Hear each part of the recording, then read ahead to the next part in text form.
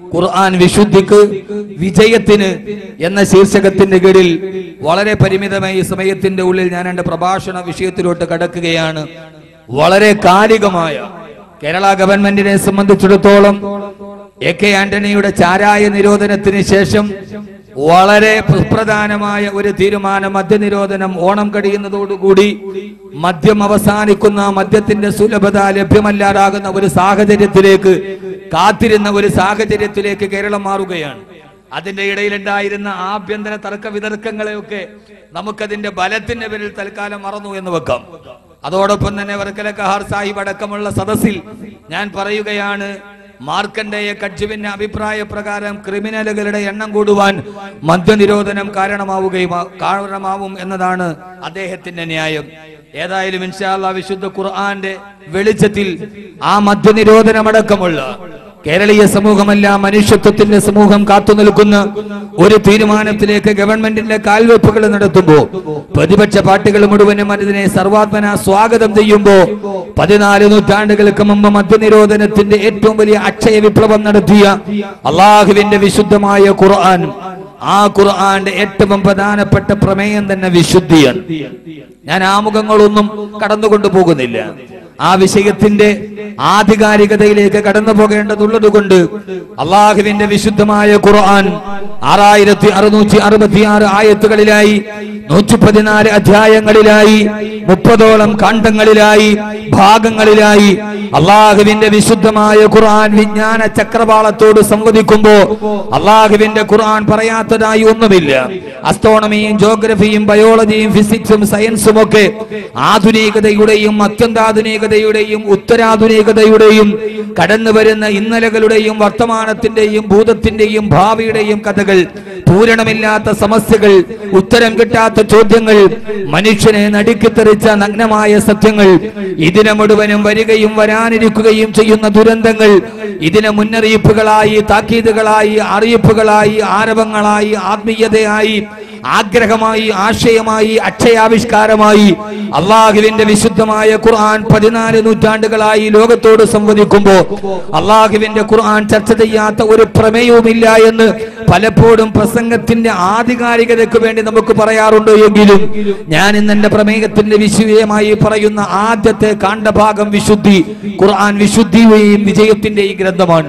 യഥാർത്ഥത്തിൽ അള്ളാഹുവിന്റെ വിശുദ്ധമായ ഖുർആൻ പരിചയപ്പെടുമ്പോ ആ ഖുർആന്റെ ഏറ്റവും പ്രധാനപ്പെട്ട പ്രമേയം തന്നെ വിശുദ്ധിയാ. ശുദ്ധിയെ കുറിച്ച് അള്ളാഹുവിന്റെ ഖുർആൻ പ്രാമാണികമായി പറഞ്ഞതുപോലെ ലോകത്തൊരു ഗ്രന്ഥത്തിനും കൈകാര്യം ചെയ്യാൻ കഴിഞ്ഞിട്ടില്ല എന്ന നഗ്നമായ സത്യം തിരിച്ചറിയുമ്പോ ആദരവായ പ്രവാചകൻ നബി മുഹമ്മദ് മുസ്തഫ സല്ലല്ലാഹു അലൈഹി വസല്ലമ 6-ാം നൂറ്റാണ്ടെന്ന വെളിച്ചമില്ലാത്ത ലോകത്ത്, ഇരുണ്ട യുഗമെന്ന് ചരിത്രകാരന്മാരും ആ കാലഘട്ടത്തിന്റെ എഴുത്തുകാരും ലോകത്തോട് പറഞ്ഞ ഒരു കാലഘട്ടത്തിൽ തൗഹീദിന്റെ ഉപാസകനായി 4000 വർഷങ്ങൾക്ക് മുമ്പ് യൂഫ്രട്ടീസ് നദീതീരത്തേക്ക് കടന്നു വന്ന് ഇന്നി വജ്ജഹതു വജ്ഹിയ ലില്ലദീ ഫതറസ് സമാവാതി വൽ അർള ഹനീഫൻ മുസ്ലിമ വമാ അന മിനൽ മുശ്രികീൻ, ഈ അഖില ലോക ബ്രഹ്മാണ്ഡ കടാഹത്തിന് അധിപനായ പടച്ചറപ്പിന്റെ മുമ്പിലാണ് എന്റെ മനസ്സും എന്റെ മാനസവും എന്റെ ചിന്തയും എന്റെ അടക്കങ്ങളും അനക്കങ്ങളും ഞാൻ കീഴ്പ്പെടുത്തുന്നതെന്ന് ആദ്യമായി ഏകത്വത്തിന്റെ തൗഹീദിന്റെ ഉപാസകനായി കടന്നു വന്ന് ഇബ്രാഹിം അലൈഹിസ്സലാത്തു വസ്സലാമിന്റെ കരിങ്കൽ പ്രതിമ കഅബാലയത്തിന്റെ പ്രധാനപ്പെട്ട കവാടത്തിന്റെ മുകളിൽ സ്ഥാപിച്ചു അള്ളാഹുവിനെ മറന്നുപോയ, ഇരുട്ടിലേക്ക് കടന്നുപോയ ഒരു ജനതയ്ക്ക് വെളിച്ചം നൽകാൻ ജബലനൂർ പർവ്വതത്തിന്റെ മറുഭാഗത്തിരിക്കുന്ന ആദരവായ പ്രവാചകൻ നബി മുഹമ്മദ് മുസ്തഫ സല്ലല്ലാഹു അലൈഹി വസല്ലമക്ക് ആദ്യമായി ഇഖ്റഅ ബിസ്മി റബ്ബിക്കല്ലദീ ഖലഖ് ഖലഖൽ ഇൻസാന മിൻ അലഖ് ഇഖ്റഅ വറബ്ബുക്കൽ അക്റമുല്ലദീ അല്ലമ ബിൽ ഖലം അല്ലമൽ ഇൻസാന മാ ലം യഅലം എന്ന പ്രഥമ പഞ്ചസൂക്തങ്ങളുമായി അവതരിപ്പിക്കപ്പെട്ട അള്ളാഹുവിന്റെ വിശുദ്ധമായ ഖുർആന്റെ ആദ്യത്തെ ആയത്തിറങ്ങുകയാ. വായിക്കുക. നമുക്കെല്ലാവർക്കും അറിയാം, ലോകത്തറിയാത്തൊരു മുസ്ലിം പോലുമില്ല അള്ളാഹുവിന്റെ വിശുദ്ധമായ വിശുദ്ധമായ ഖുർആനിൽ പ്രഥമമായി അവതരിപ്പിക്കപ്പെട്ട ആയത്ത് തന്നെ ഇഖ്റാ.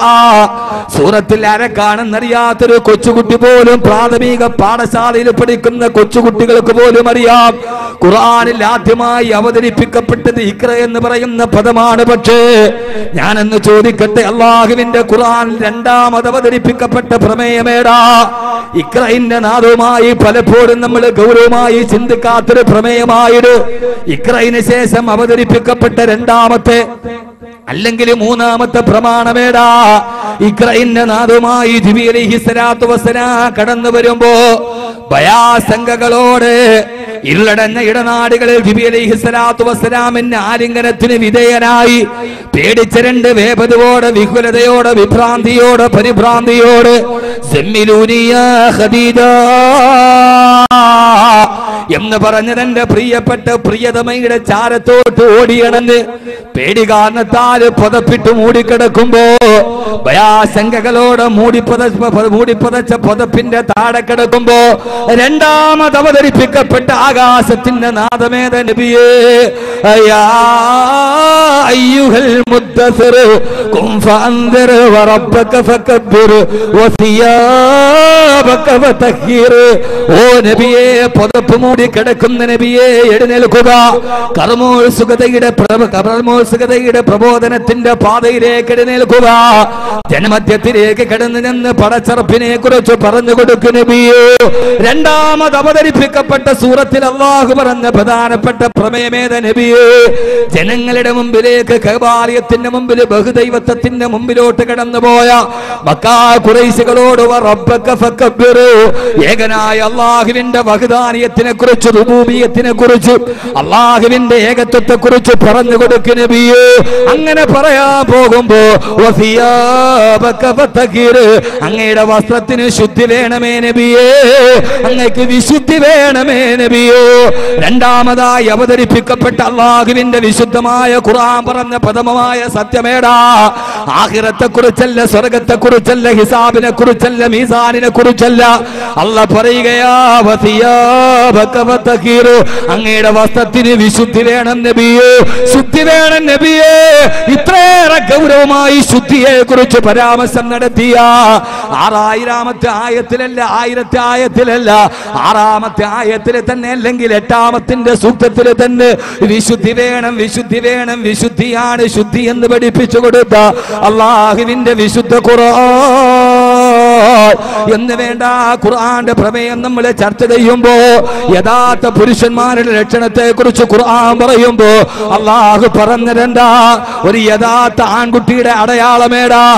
എതിരാളിയെ ചൂണ്ടിക്കാണിച്ചു തരുമ്പോ അരയിൽ തിരികെ വെച്ചിരിക്കുന്ന കടാര കൊണ്ട് എതിരാളിയുടെ പള്ളയിലോട്ട് കുത്തിയിറക്കി അവന്റെ കുടൽമാലകൾ വടിവാളിന്റെ മുകളിൽ കുത്തിയെടുത്ത് നേതാവിന്റെ മുമ്പിൽ കൊണ്ടുവന്ന് അവസാനം അവനെ ആരെങ്കിലും നടുറോഡിൽ കുത്തിമലത്തുമ്പോ സ്വന്തം പേര് നാട്ടിലെ വെയിറ്റിംഗ് സെറ്റിന്റെ മുകളിൽ എഴുതി വെക്കുന്നവൻ ആൺകുട്ടിയല്ല.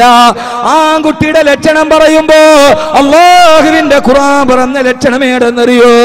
ഫീഹി റിജാലുൻ യുഹിബ്ബൂന അയ്യതതഖറൂ വല്ലാഹു യുഹിബ്ബുൽ മുത്തഖിരീൻ. അല്ലാഹു പറയാണ്, മഴ പെയ്യുന്നതൊക്കെ സാരമാക്കേണ്ട കാര്യമല്ല. ഇൻഷാ അല്ലാഹ് പരിമിതമായ സൗകര്യത്തിലോട്ട് കടന്നു നിൽക്കുക. ഏറ്റവും പ്രധാനപ്പെട്ട അല്ലാഹുവിന്റെ ഖുർആൻ പറയപ്പെട്ട പ്രധാനപ്പെട്ട പ്രമേയമാണ് ഫീഹി റിജാലുൻ യുഹിബ്ബൂന അയ്യതതഖറൂ. അല്ലാഹ് പറയുകയാ, യഥാർത്ഥ പുരുഷനാരാ മോനെ? യഥാർത്ഥ പുരുഷനാരാ? പുരുഷത്വത്തിന്റെ അടയാളം അവന്റെ ഹെയർ സ്റ്റൈലല്ല, അവന്റെ വസ്ത്രധാരണത്തിന്റെ പ്രൗഢിയല്ല, അവന്റെ മീശയുടെ വലിപ്പമല്ല. പടച്ച റബ്ബ് പറയുകയാ, എനിക്ക് ഏറ്റവും ഇഷ്ടപ്പെട്ട പുരുഷനാരെന്നറിയോ? യുഹിബ്ബൂന അയ്യതതഖറൂ. അവൻ വിശുദ്ധിയുള്ളവനാ, ശുദ്ധിയുള്ളവനാണ്. ഖുർആന്റെ പ്രമേയം ശുദ്ധിയാണ്. വിശുദ്ധിയുള്ള ഹൃദയമുള്ളവനാരോ അവനാണ് വിശുദ്ധിയുള്ള ചെറുപ്പക്കാരനാ. ഏതെങ്കിലും ചെറുപ്പക്കാരന് ശുദ്ധിയുണ്ടോ?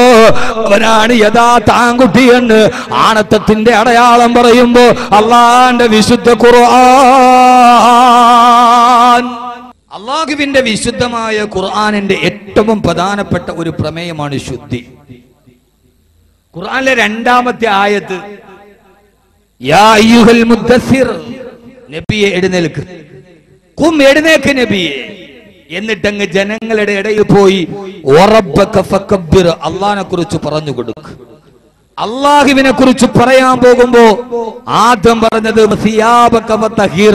അങ്ങയുടെ വസ്ത്രത്തിന് ശുദ്ധി വേണം. ആളുകളുടെ ഇടയിൽ പോയി അള്ളാഹിനെ കുറിച്ച് പറയുമ്പോ ഖുർആനാണ് പറഞ്ഞത് വസ്ത്രത്തിന് ശുദ്ധി വേണം. നമ്മുടെയൊക്കെ ധാരണ നമ്മൾ ഇട്ടിരിക്കുന്ന ജുബയുടെ സൈഡിൽ അന്നത്തെ സ്റ്റൗവിന്റെ കരിയും അന്ന് വെച്ച പരിപ്പിന്റെ കളറും ഉണ്ടെങ്കിലേ അള്ളാഹിനെ കുറിച്ച് പറയാൻ പറ്റൂ എന്നൊരു ധാരണയിലായി പോയി. യഥാർത്ഥത്തിൽ അങ്ങനെയല്ല. വസ്ത്രത്തിന്റെ ശുദ്ധി എന്നത് ഏറ്റവും പ്രധാനപ്പെട്ട ഒരു ഭാഗമാണ്. നമ്മൾ അള്ളാഹിനെ കുറിച്ച് ഒരാളോട് പറയുക, അപ്പൊ ആ സമയത്ത് പല്ല് തെച്ചിട്ടില്ലെങ്കിൽ അള്ളാഹിനെ കുറിച്ച് ഒരാളോട് ദൈവത്ത് നടത്താൻ വേണ്ടി നിനക്ക് അള്ളാഹിനെ കുറിച്ച് അറിയോ, അവന്റെ വഹുദാനിയത്തറിയോ, അള്ളാഹുടെ കഴിവ് നിനക്കറിയോ, ആ സമയത്ത് നമ്മൾ പല്ല് തെച്ചിട്ടില്ല. അയാളുടെ ചിന്ത ഇവൻ എങ്ങനെയെങ്കിലും സംസാരം നിർത്തിയിട്ട് ഒന്ന് പോയാ മതി. അവൻ അള്ളാഹിനെ കുറിച്ച് കേൾക്കാൻ നിൽക്കില്ല. അതേപോലെ നമ്മുടെ വസ്ത്രത്തിന് ശുദ്ധിയില്ല. ശുദ്ധിയില്ലാത്ത വസ്ത്രവും വെച്ചിട്ട് അള്ളാഹിനെ കുറിച്ച് പറയാൻ പോയാൽ ആ ആള് വിചാരിക്കും, എത്ര വൃത്തിയില്ലാത്തവൻ, ഈ വസ്ത്രം കഴുകാൻ അവന് സമയമില്ല. അപ്പോഴാണ് അവൻ അള്ളാഹിനെ കുറിച്ച് പറയുക. അതുകൊണ്ട് അള്ളാഹുവിനെ കുറിച്ച് പറയുമ്പോ നല്ല സുഗന്ധം ഭൂഷണം, അത്തർ ഭൂഷണം. നമ്മൾ ഒരാളോട് ദൈവത്ത് നടത്തുമ്പോ അത്തറിന്റെ മണം കേട്ടിട്ടെങ്കിലും അവൻ അങ്ങനെ ഒരു സുഗന്ധം കേട്ടാൽ നമ്മളവിടെ ഒന്നിച്ചു നിൽക്കും. അതുകൊണ്ട് സുഗന്ധം വേണം. അള്ളാഹു തൗഫീക്ക് നൽകട്ടെ, മനസ്സിലാക്കാനുള്ള ബോധം നൽകട്ടെ. ഇതൊരു വിമർശനമല്ല, ഇതൊരു സത്യം പറയലാണ്. അങ്ങനെ ആർക്കും വിമർശനമായിട്ട് തോന്നണ്ട. ഇത് ഖുർആന്റെ ഏറ്റവും വലിയ പാഠമാണ്. യാ അയ്യുഹൽ മുദ്ദസിർ, എഴുന്നേൽക്ക് നബിയെ, അങ്ങയുടെ ശരീരത്തിന് ശുദ്ധി ഉണ്ടാവട്ടെ. രണ്ടാമത് അല്ലാഹു സുബ്ഹാനഹു വ തആല യഥാർത്ഥ ആൺകുട്ടികളുടെ അടയാളം പറഞ്ഞപ്പോ ആ സമയത്ത് അല്ലാഹു പറഞ്ഞത് ഫീഹി റിജാലുൻ യുഹിബ്ബൂന അൻ യതതക്കറു, അവർ വിശുദ്ധിയുള്ളവരാ. ഏത് ശുദ്ധിയാ? ഈ പറഞ്ഞ ശുദ്ധി ഏതാ? അത് വസ്ത്രത്തിന്റെ മാത്രം ശുദ്ധിയാണോ? ആണോ? മുഖത്തിന്റെ ശുദ്ധിയാണോ?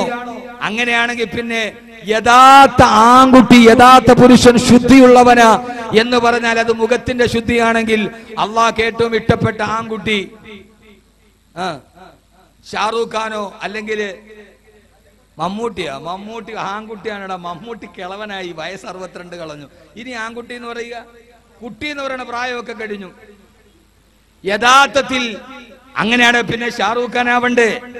മുഖത്തിന്റെ സൗന്ദര്യമാണെങ്കിൽ ആ സൗന്ദര്യമല്ലല്ലോ.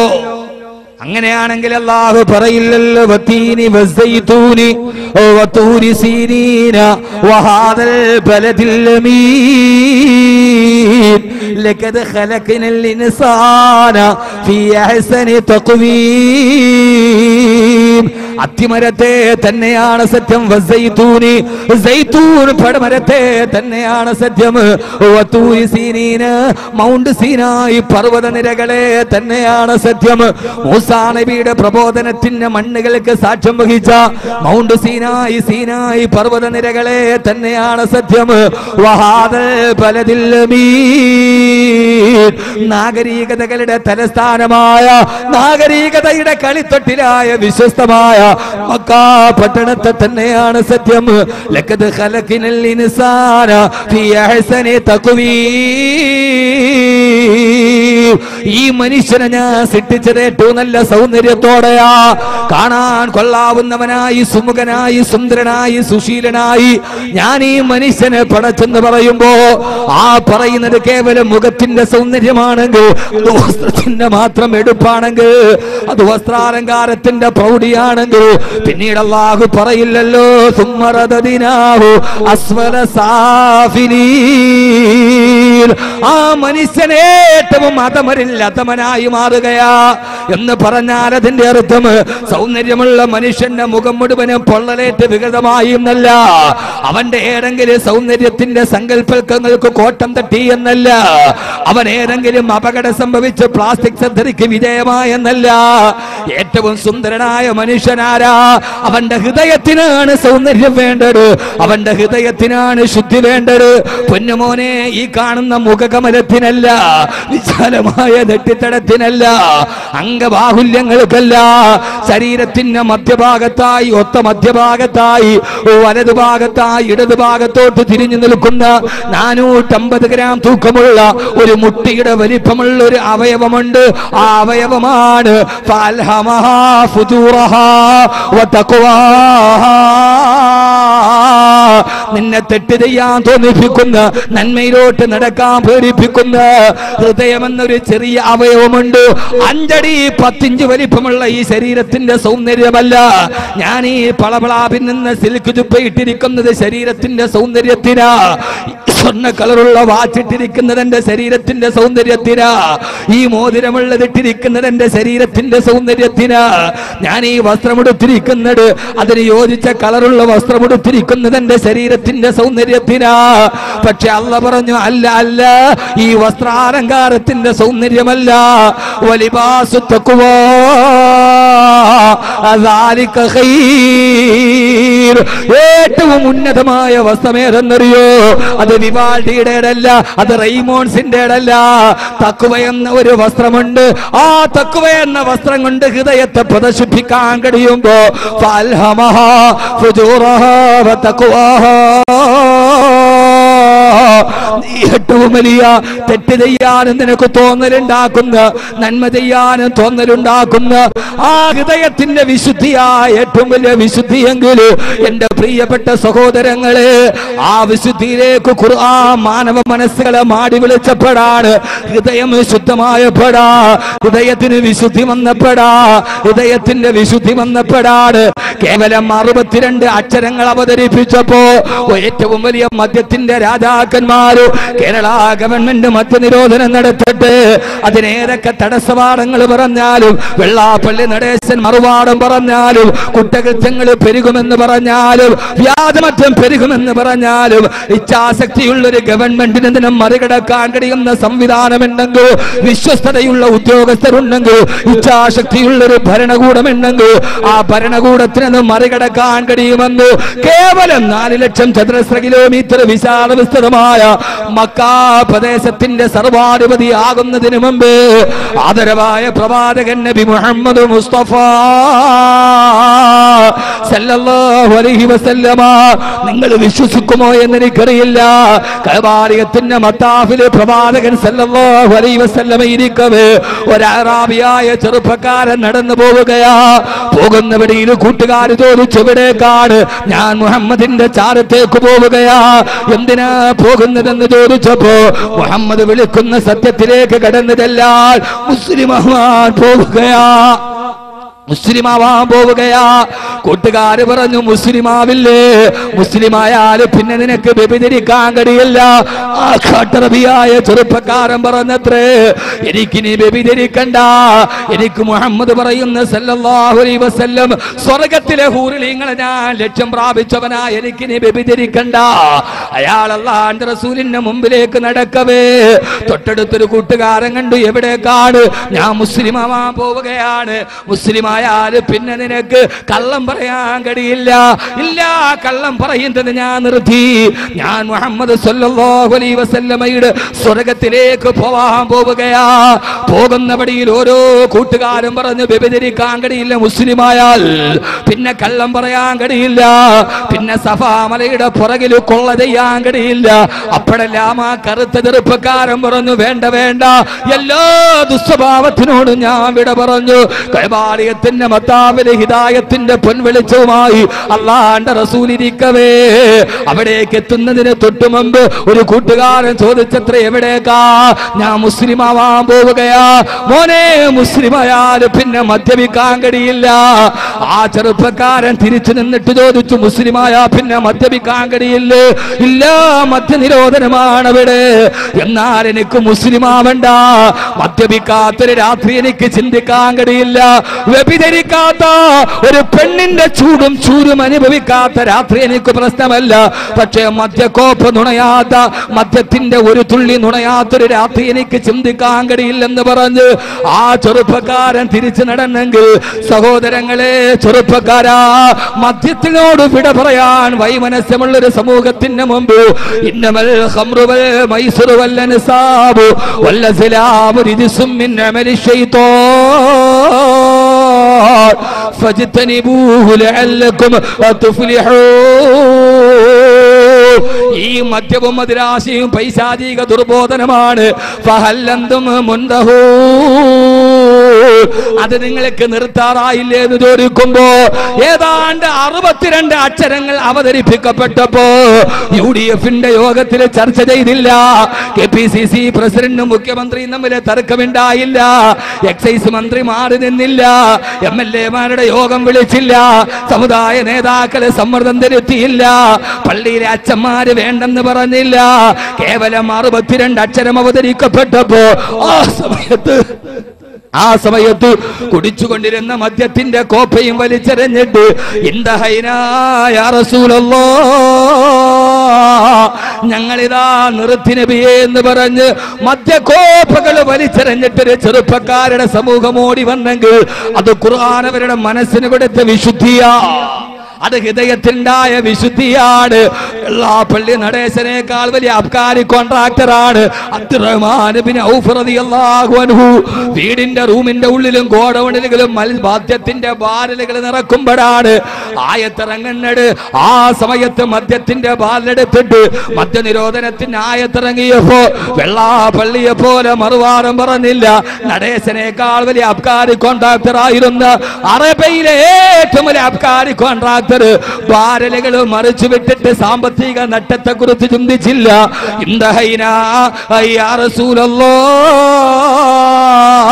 ഞങ്ങള് നിർത്തി നബിയേ, ഞങ്ങള് നിർത്തി നബിയേ, ഞങ്ങള് നിർത്തി നബിയേ, ഞങ്ങളിതാ വിജയത്തിന്റെ പാതയിലേക്ക് വന്നിരിക്കുകയാ.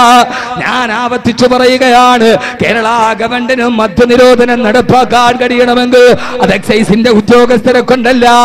ആര്യങ്കാവിലെയും വാളയാലെയും ചെക്ക് പോസ്റ്റിന് തടസ്സമേർപ്പെടുത്തിയാൽ കേരളത്തിന്റെ മദ്യനിരോധനം സമ്പൂർണ്ണമാവുകയില്ല. ഹൃദയത്തിന്റെ ഉള്ളിലേക്ക് വിശുദ്ധി പ്രാപിക്കാൻ കഴിയുന്നൊരു സമൂഹത്തിന്റെ പരിവർത്തനത്തിനല്ലാതെ മദ്യത്തോട് വിട പറയാൻ കഴിയില്ലെന്ന് അമേരിക്ക പോലും അമേരിക്കൻ പാർലമെന്റ് മദ്യനിരോധനത്തിന്റെ ബില്ല് പാസാക്കി 2100 കോടി ഡോളർ ചെലവഴിച്ചിട്ട് 7ാമത്തെ ദിവസം മദ്യനിരോധനം പിൻവലിക്കേണ്ടി വന്നെങ്കിൽ അതെന്തുകൊണ്ടെന്നറിയോ? ഹൃദയത്തിന്റെ ഉള്ളിലോട്ട് വിശുദ്ധമായ ഖുർആൻ സംവദിച്ചതുപോലെ സംവദിക്കാൻ കഴിയാത്തൊരു ആത്മീയതയുടെ തലമില്ലാതെ വന്നപ്പോ ഇതാണ് ഖുർആൻ ലോകത്തിന് കൊടുത്ത വിശുദ്ധി. ഇതാണ് ഖുർആൻ ലോകത്തിന് കൊടുത്ത വിശുദ്ധി. എന്റെ പ്രിയപ്പെട്ട കർമ്മോത്സുകരായ അൽഹിസാൻ, എന്റെ പ്രിയപ്പെട്ട ചെറുപ്പക്കാരെ, ഖുർആൻ ഒരു സമൂഹത്തിന്റെ ഹൃദയത്തിന് വിശുദ്ധി കൊടുത്തപ്പോ അവരാരായി മാറിയെന്നറിയോ? കഅബാലയത്തിന്റെ മറുഭാഗത്ത് നിന്നുകൊണ്ട് അള്ളാഹുവിന്റെ പ്രവാചകൻ നബി മുഹമ്മദ് മുസ്തഫ, ഉറക്കെ ഹബീബായ നബി മുഹമ്മദ് മുസ്തഫ സല്ലല്ലാഹു അലൈഹി വസല്ലമ വ്യഭിചരിക്കരുതേ, കള്ളു കുടിക്കരുതേ, കള്ളം പറയരുതേ, നന്മയ്ക്ക് വിഘാതം സൃഷ്ടിക്കരുതേ എന്നല്ലാണ്ട് റസൂല് നന്മയുടെ പുതിയ പാഠം പഠിപ്പിച്ചു കൊടുക്കുമ്പോ ആരാണടാ മുഹമ്മദേ ഞങ്ങളെ ഉപദേശിച്ച് നന്നാക്കാ നീ എന്ന് ചോദിച്ചിട്ട് കഅബാലയത്തിന്റെ മത്താഫിലെ നെഞ്ചും വിരിച്ച് ചാരിയിരുന്നിട്ട് മുഹമ്മദേ നീ ഞങ്ങളെ നന്നാക്കാൻ പോകുന്നു, നീ ഞങ്ങളെ ഉപദേശിക്കുന്നു, ഞങ്ങളാരെന്ന് നിനക്കറിയോ?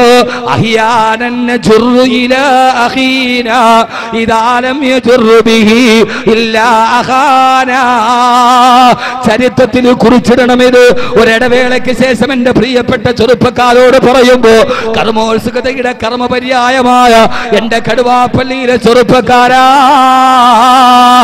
മദ്യനിരോധനം കൊണ്ട് ഞങ്ങളുടെ മദ്യാസക്തി ഇല്ലാതാക്കാനോ ഉപദേശിച്ചിട്ട് ഞങ്ങളെ നന്നാക്കാനോ വെള്ളിയാഴ്ച പള്ളിയിൽ ഖത്തീബ് ഉപദേശിക്കാനോ ഞങ്ങളാരെന്നറിയോ? ആരെന്നറിയോ?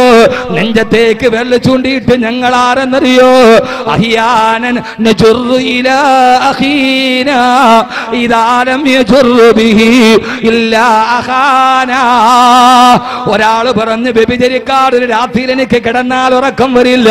ഒരു ദിവസം ഞാൻ വ്യഭിചരിക്കാൻ ഒരു പെണ്ണിനെ കിട്ടാറ് രാവിലെ മുതൽ വൈകുന്നേരം വരെ നോക്കി നിന്നിട്ട് അന്നെന്റെ കിടപ്പറ പങ്കിടാൻ ഒരു പെണ്ണിനെ കിട്ടാറ് എന്റെ സഹോദരന്റെ ഭാര്യയെ കൈപിടിച്ച് എന്റെ കിടപ്പറിൽ നിന്ന് വ്യഭിചരിച്ചിട്ടാണ് ഞാൻ കിടന്നുറങ്ങിയതെന്ന് പരസ്യമായിട്ട് വിളിച്ചു പറയുമ്പോ ആ സമയത്ത് അടുത്ത ചെറുപ്പക്കാരൻ പറഞ്ഞു, ഇത് 6-ാം നൂറ്റാണ്ടിലെ ജാഹിലിയത്തിന്റെ കഥയാ.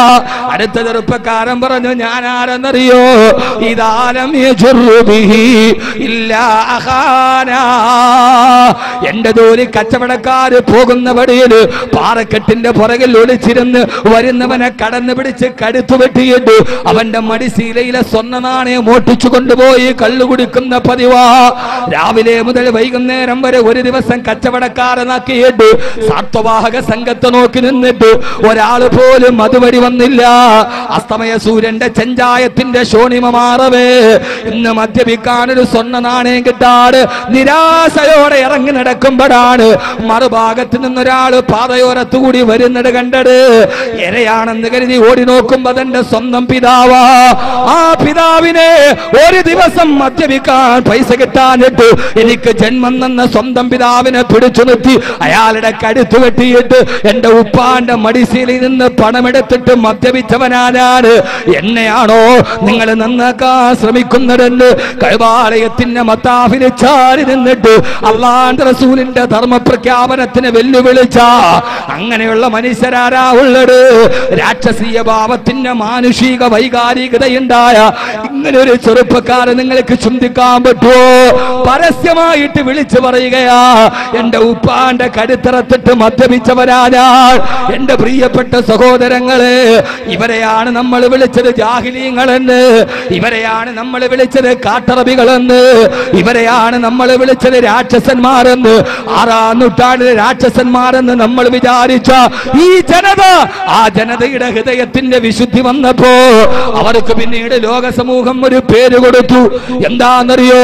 ജാഹിലീങ്ങൾ എന്ന് വിളിച്ച നാവ് കൊണ്ട്, കൊലയാളി എന്ന് വിളിച്ച നാവ് കൊണ്ട്, രാക്ഷസൻ എന്ന് വിളിച്ച നാവ് കൊണ്ട് ലോക സമൂഹം അവരുടെ പേര് തന്നെ മാറ്റി വിളിച്ചു.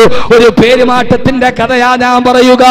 ഇങ്ങനെ പറഞ്ഞ ആളുകളെ കുറിച്ചിട്ടാണ് ലോക സമൂഹം പിന്നീട് അവർക്കൊരു പേര് കൊടുത്തു. ഖൗമുന് ബക്കാഊൻ, പൊട്ടിക്കരയുന്ന ജനത, പൊട്ടിക്കരയുന്ന ജനത, കണ്ണുനീരിന്റെ ജനത. പിന്നീട് ചരിത്രകാരന്മാരവരെ രേഖപ്പെടുത്തിയത് ഇങ്ങനെയാണ്: ഖൗമുന് ബക്കാഊന്, പൊട്ടിക്കരയുന്ന ജനത. എന്തോ തിട്ടാ പൊട്ടിക്കരയുന്നത്? കാമുകയെ നഷ്ടപ്പെട്ടിട്ടല്ല, ലോട്ടറി അടിക്കാത്തത് കൊണ്ടല്ല, ജീവിതത്തിന്റെ സങ്കടമോത്തിട്ടല്ല, കടം പറഞ്ഞിട്ടല്ല, രോഗമോത്തിട്ടല്ല. പിന്നെ ഇവര് പൊട്ടിക്കരന്നത് എന്തിനെന്നറിയോ? ഖൗമുന് ബക്കാഊന മിൻ ഖശീയത്തില്ലാഹ്. പടച്ചറപ്പിനെ ഒത്തിട്ട് പാതിരാത്രിയിൽ കരയാൻ തുടങ്ങി. ആരാ കരയുന്നതാരാ? പാതിരാ സമയത്തും മദ്യപിച്ചിട്ട് മതോന്മത്തരായി സുന്ദരി പെണ്ണിന്റെ കയ്യിൽ പിടിച്ച് നൃത്തം നടത്തിയ ചെറുപ്പക്കാരാ, മാറ്റമുണ്ടാകുമോ? ഇവിടെ വെച്ച് മാറാൻ തയ്യാറാകണം. അവരെയാണ് പിന്നീട് അവരെ കരഞ്ഞതെന്തിനാ? ഖൗമുന് ബക്കാഊന മിൻ ഖശീയത്തില്ലാഹ്. പടച്ചറപ്പിനെ ഒത്തിട്ട് പേടിച്ച് കരയാൻ തുടങ്ങി. രാത്രിയിലും കരച്ചില്ല, പകലിലും കരച്ചില്ല, ഉറക്കത്തിലും കരച്ചില്ല, ഉണർവിലും കരച്ചില്ല. എപ്പോഴും കണ്ണുനീര് തടം തല്ലിയാത്തൊടുക്കാൻ തുടങ്ങി. ആരാ കരഞ്ഞതാരാ? അങ്ങനെ അള്ളാഹുവിനെ ഒത്തിട്ട് കരഞ്ഞ് കരഞ്ഞ് കരഞ്ഞ് മരിച്ചുപോയൊരു ചെറുപ്പക്കാരനുണ്ടല്ലോ.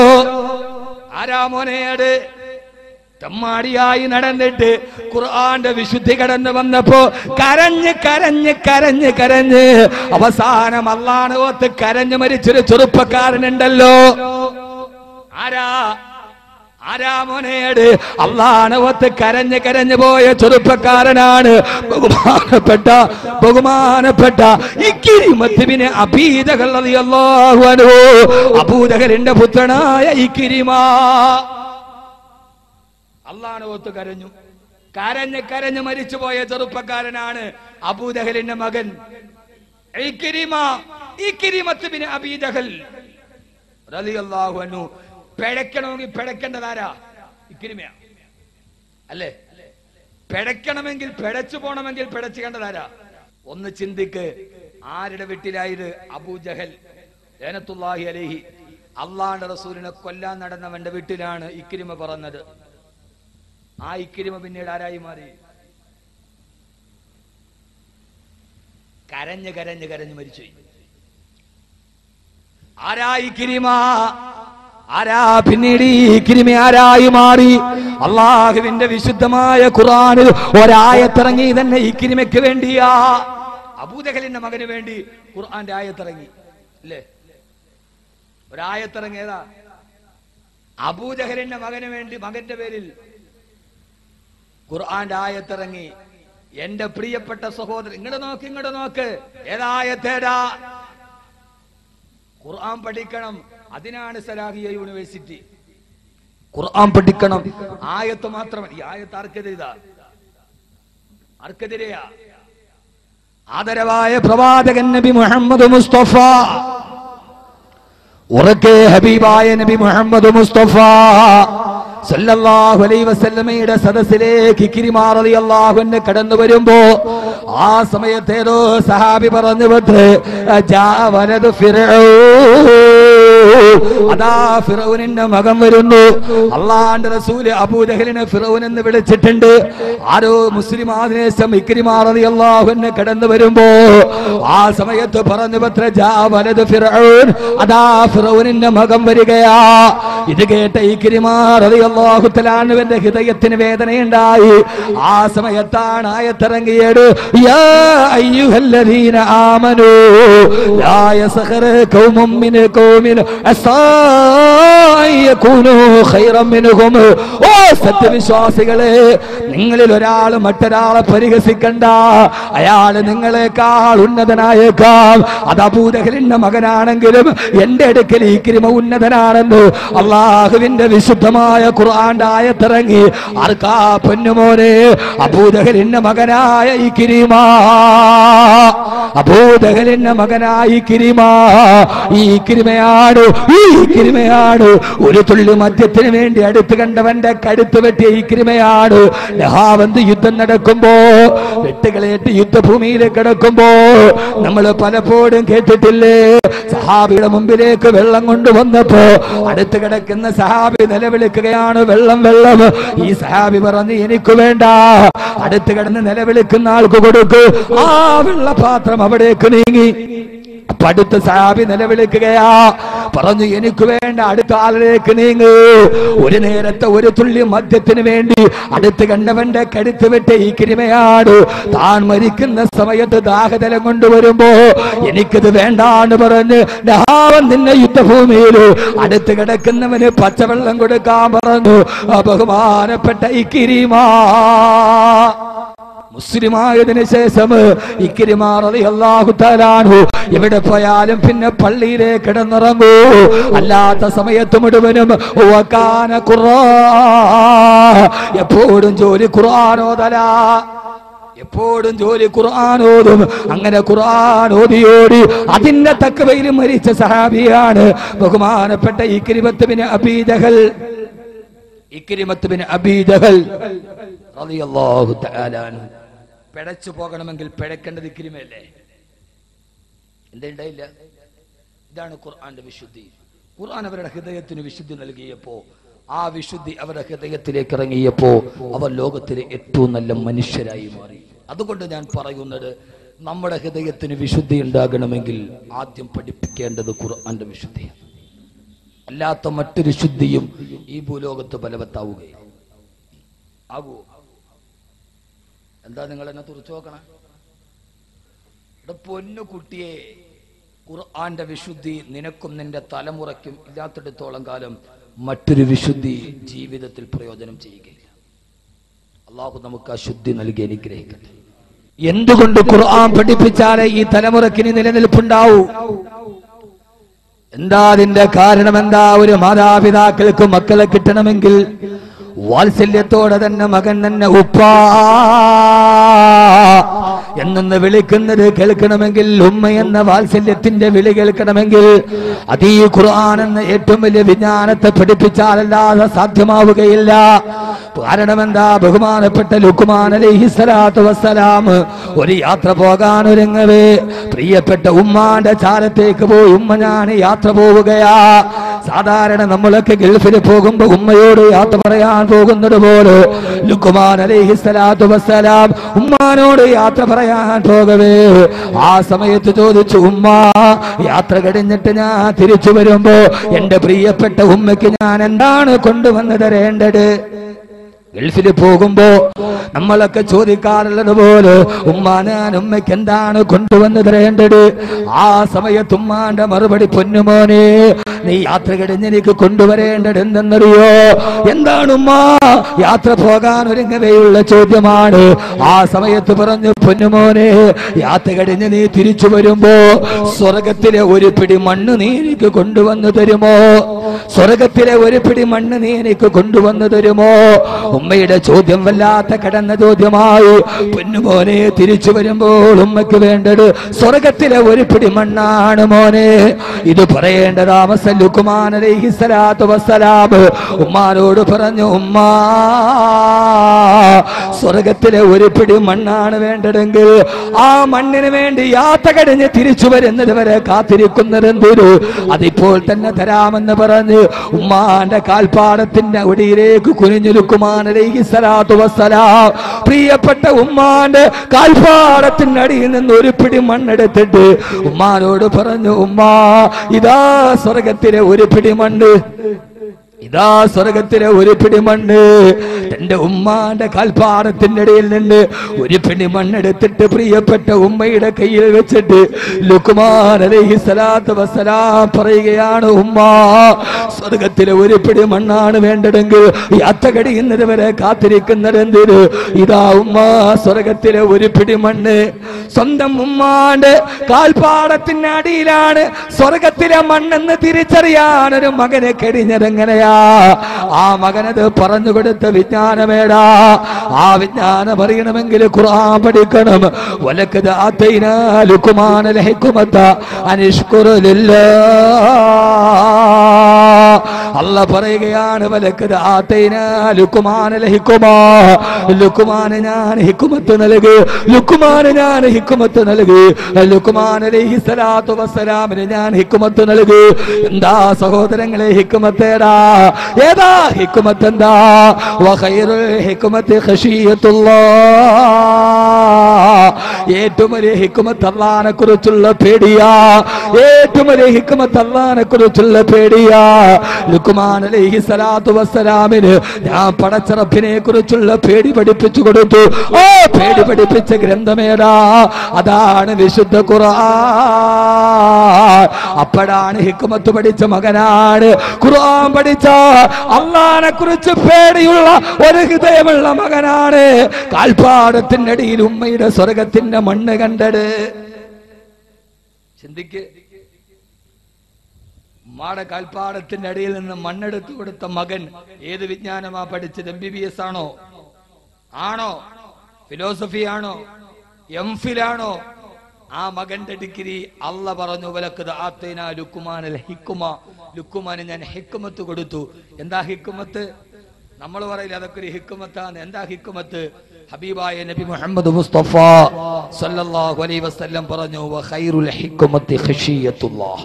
ഏറ്റവും നല്ല വിജ്ഞാനം അള്ളാനെ കുറിച്ചുള്ള പേടിയാ. ആ അള്ളാനെ കുറിച്ചുള്ള പേടി പഠിപ്പിക്കുന്ന വിജ്ഞാനം, ആ വിജ്ഞാനമാണ് ഖുർആന്റെ വിജ്ഞാനം.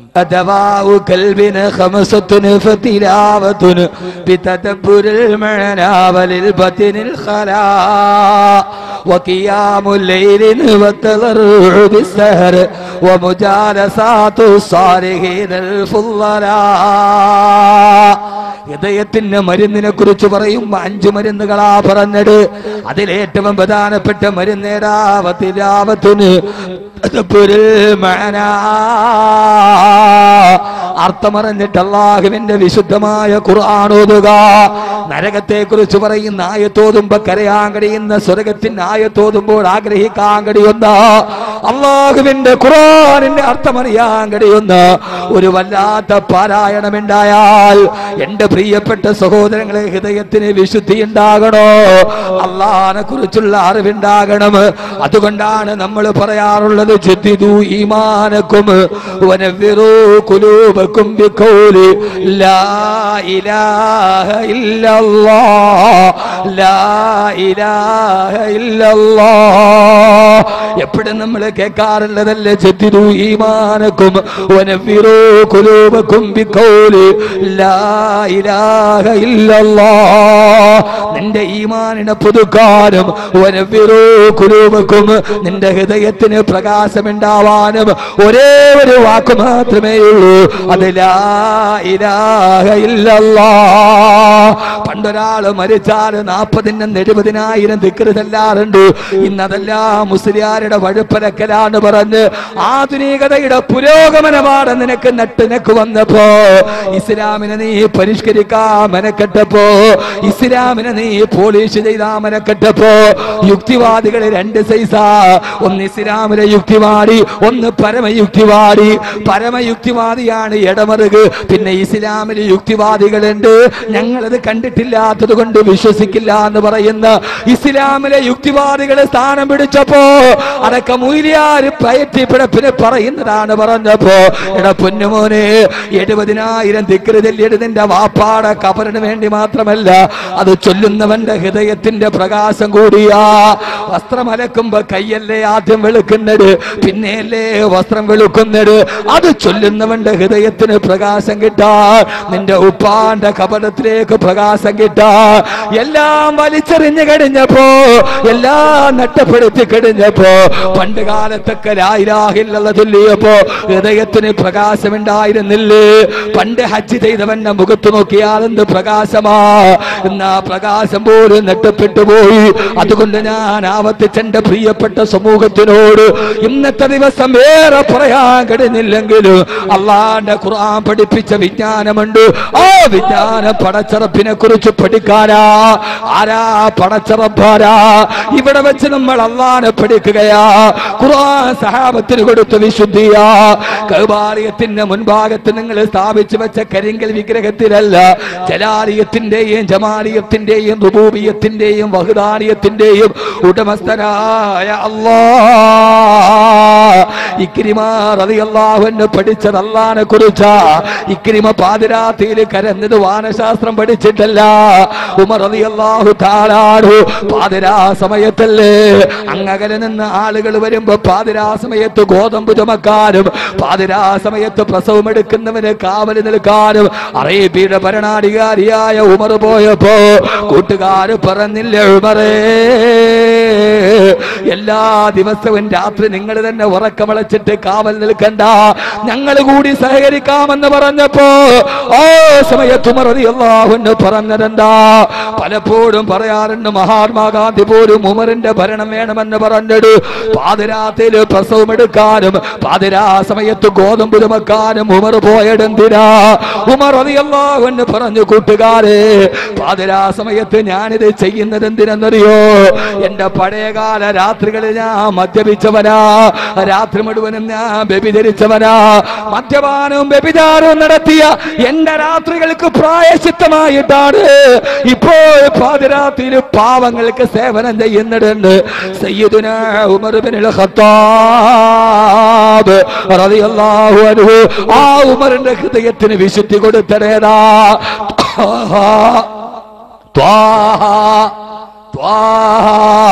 മാ അൻസൽനാ അലൈക്കൽ ഖുർആന ലിതശ്കാ. അല്ലാഹ് ഖുർആനെ കുറിച്ചിട്ടുള്ള ചിന്തയല്ലയോ? അതുകൊണ്ട് ഈ കടുവാപ്പള്ളിയിൽ എന്നെ കേൾക്കാനെത്തിയ എന്റെ പ്രിയപ്പെട്ട ചെറുപ്പക്കാരോട് ഓർമ്മിപ്പിക്കുകയാണ്, ആദ്യം പടച്ച റബ്ബിനെ കുറിച്ച് പഠിക്കുക. ആരാ റബ്ബാരാ? അള്ളാഹുവിന്റെ ഖുർആനിൽ ആദ്യമല്ല പറഞ്ഞതേടാ, നിന്നെ സൃഷ്ടിച്ച റബ്ബ്, നിന്നെ പേന കൊണ്ട് എഴുതാൻ പഠിപ്പിച്ച റബ്ബ്. ആ റബ്ബിനെ കുറിച്ചാ ഖുർആൻ പറഞ്ഞ വിശുദ്ധിയുടെ പാഠം പറയുകയാ. ആരാ അള്ളയാരാ? ആരാ പടച്ച റബ്ബാരാ? അവൻ രാജാവല്ലയോ? അവന് രാജാതിരാജനല്ലയോ? എല്ലാത്തിന്റെയും ഉടമസ്ഥനല്ലയോ? ഏറ്റവും വലിയ രാജാവാരാ? യഥാർത്ഥത്തിൽ നമ്മൾ രാജാവെന്ന് പറഞ്ഞവരാരും യഥാർത്ഥ രാജാവല്ലല്ലോ.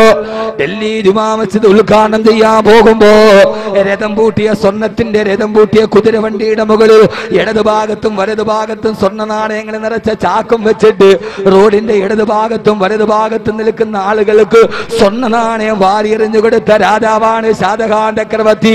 പക്ഷേ ഷാജഹാൻ എവിടെ? ഷാജഹാൻ എവിടെ? ആ ഷാജഹാൻ മണ്ണിന്റെ അടിയിലേക്ക് പോയി അതയോരത്ത് കാത്തുനിന്ന ആളുകൾക്ക് സ്വർണ്ണ നാണയം വാരിക്കൊടുത്തിട്ട് പോയ ഖജനാവിന്റെ ഉടമസ്ഥനായ ഷാജഹാൻ എവിടെ? ആ ഷാജഹാൻ മണ്ണിന്റെ അടിയിലാ. എന്റെ പ്രിയപ്പെട്ട പെങ്ങള്, ഡൽഹി മ്യൂസിയത്തിന്റെ മറുഭാഗത്തിൽ പോലും സ്വർണത്തിന്റെ രത്നം പതിച്ച ഒരു സുന്ദരമായ പെണ്ണിന്റെ കുപ്പായം ഇരിക്കുന്നുണ്ട്.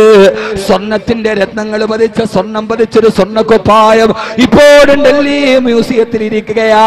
അതാരുടെ കുപ്പായമാണെന്നറിയോ? ആ കുപ്പായം മുംതാസിന്റെ കുപ്പായമാ. കുപ്പായം ഇപ്പോഴും ഡൽഹി മ്യൂസിയത്തിലുണ്ട്. പക്ഷേ മുംതാസ് എവിടെ? മുംതാസ് മണ്ണിന്റെ അടിയിലാ. അവളുടെ കുപ്പായം ഇപ്പോഴും ഡൽഹി മ്യൂസിയത്തിലാ. രാജാവെന്ന് നമ്മൾ വിളിച്ചവരെല്ലാം, എല്ലാ രാജാക്കന്മാരും പോകുമ്പോ യഥാർത്ഥത്തിൽ രാജാവാരാ? അലിഫ് ലാം മീം. അല്ലാഹു ലാ ഇലാഹ ഇല്ലാ ഹുവൽ ഹയ്യുൽ ഖയ്യൂം ലാ തഅഖുദുഹു സിനത്തും വലാ നൗം. രാജാവാരാ? ആകാശത്തിന്റെ രാജാവാരാ? അല്ലാഹ് ചോദിക്കുന്നില്ലേ, അഫറഅയ്തുമുൽ മാഅല്ലദീ തശ്റബൂൻ? ആകാശത്ത് നിന്ന് ഞാനൊന്ന് തീരുമാനിച്ചപ്പോ തിമിർത്ത് പെയ്ത ഈ മഴത്തുള്ളികൾ നിങ്ങൾ കാണുന്നില്ലയോ? ഈ മഴത്തുള്ളികള് ഭൂമിയിലേക്ക് പറന്നു വിട്ടതാരാ? അന്തും അൻസൽതുമൂഹു മിനൽ മുസ്നി അം നഹ്നുൽ മുൻസിലൂൻ.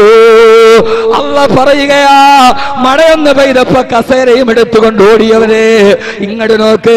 അല്ലാഹ് ചോദിക്കുകയാണ്, എടാ രാജാവാരാണെടാ? ആകാശത്തിന്റെ മുകളിൽ നിന്ന് ഞാനൊരു തീരുമാനമെടുത്തപ്പോ ഇതാറാദ ശൈഅൻ യകൂലഹു കുൻ ഫയകൂൻ, രണ്ടേ രണ്ടക്ഷരത്തിന്റെ കുന്നെന്ന് പറഞ്ഞപ്പോ അന്തും മൻസൽതുമൂഹു മിനൽ മുസ്നി അം നഹ്നുൽ മുൻസിലൂൻ. ഈ മഴത്തുള്ളി വന്നത് ഞാനാണോ? അതല്ല, മഴ വർഷിപ്പിച്ചത് നിങ്ങളാണോ? നിങ്ങൾക്ക് കുടിവെള്ളം തന്നടാരാ? അത് നിങ്ങളുടെ നാവായിക്കുളം ഗ്രാമപഞ്ചായത്തിന്റെ സംഭാവനയാണോ? പൊന്നുമോനെ, യഥാർത്ഥ രാജാവാരാ? ആ രാജാവ് മറ്റാരുമല്ല, അലിഫ് ലാം മീം. അല്ലാഹു ലാ ഇലാഹ ഇല്ലാ ഹുവൽ ഹയ്യുൽ ഖയ്യൂം. അവനാണ് സർവാധിപതി, അവനാണ് ഏകാധിപതി, അവനാണ് സ്വേച്ഛാധിപതി. അവനെ വെല്ലാൻ ആരുമില്ല. നമ്മൾ പറയും രാജാവ് നീണാൾ വാഴട്ടെ, എന്നാ ഒരു രാജാവ് നീണാൾ വാഴട്ടില്ല താനും. ആരെങ്കിലും 12 വർഷം തുടർച്ചയായി ബാങ്ക് വിളിച്ചാൽ അവന്റെയും സ്വർഗത്തിന്റെയും ഇടയിലുള്ള ഒരേ ഒരു തടസ്സം, അതും മരണമല്ലാതെ മറ്റൊന്നുമല്ലെന്ന് ഹബീബായ നബി മുഹമ്മദ് മുസ്തഫ.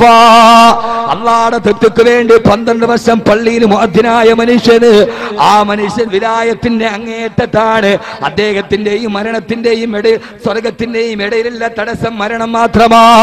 അതൊന്നും നമുക്ക് മനസ്സിലാവില്ല എന്റെ പ്രിയപ്പെട്ട സഹോദരങ്ങള്. അതുകൊണ്ട് ആവർത്തിച്ച് ഞാൻ പഠിപ്പിച്ചു തരുന്നത്, ലോകത്തിന്റെ രാജാവ് അല്ലാഹുവാ.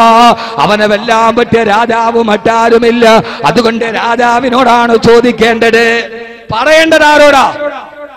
ലാത്തയോടും ഉസ്സയോടുമല്ല, ഇക്രിമയോട് പഠിപ്പിച്ചു കൊടുത്തു, അള്ളാനെ പഠിപ്പിച്ചു കൊടുത്തു. അള്ളാനോട് പറയുക. അപ്പൊ നമ്മൾ പറയുന്ന വാക്കെന്താ? സാറേ ഞാൻ പറഞ്ഞ അല്ല കേൾക്കൂല. എന്താ മോനെ നീ എങ്ങനെ പറഞ്ഞാൽ ഇസ്ലാമിന്റെ വെളിയിലാ? നീ പറഞ്ഞാലല്ല കേൾക്കാത്തതെന്താ?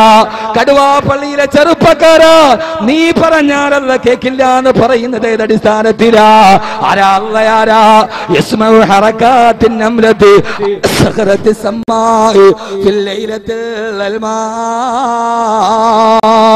يسمع حركات النملة على صخرة السماء في الليلة الظلماء. അന്ധകാര നിബിഡമായ കൂരാകൂരിട്ടിന്റെ നടുവിൽ ഉയർത്തപ്പെട്ട പാറക്കെട്ടിന്റെ മുകളിലൂടെ നടന്നു പോകുന്ന ഉറുമ്പിന്റെ ശബ്ദം പോലും കേൾക്കുന്നവനാണല്ലാ. ആരാ അല്ലയാരാ? ആരാ അല്ലയാരാ? മാർബിളിന്റെ മുകളിലൂടെ നടന്നു പോകുന്ന കൂരാകൂരിട്ടിന്റെ നടുവിൽ വെണ്ണക്കല്ലിന്റെ മുകളിലൂടെ നടന്നു പോകുന്ന കുഞ്ഞനുറുമ്മിന്റെ പാദപതന ശബ്ദം പോലും കേൾക്കുന്നവനാണല്ലാ. യസ്മഉ ഹറകാത്തിൻ നംലതി അലാ സഖറത്തി സമ്മാഇ ഫിൽ ലൈലത്തിൽ അൽമാ. ഇത്ര സുന്ദരമായൊരു വാക്കേതാണുള്ളത്. ഇത് പറഞ്ഞതാരാ? ലോകത്തിന്റെ ഏറ്റവും വലിയ സാഹിത്യകാരൻ, ആദരവായ പ്രവാചകൻ നബി മുഹമ്മദ് മുസ്തഫ സല്ലല്ലാഹു അലൈഹി വസല്ലമ. അല്ലാഹുരാ അവൻ കേൾക്കും. എന്താ കേൾക്കുക? സമയേടാ? സമയേതാ? പാതിരാത്രി. എതിരാ നടക്കുന്നത്? വെണ്ണക്കല്ലിന്റെ മുകളിലൂടെ.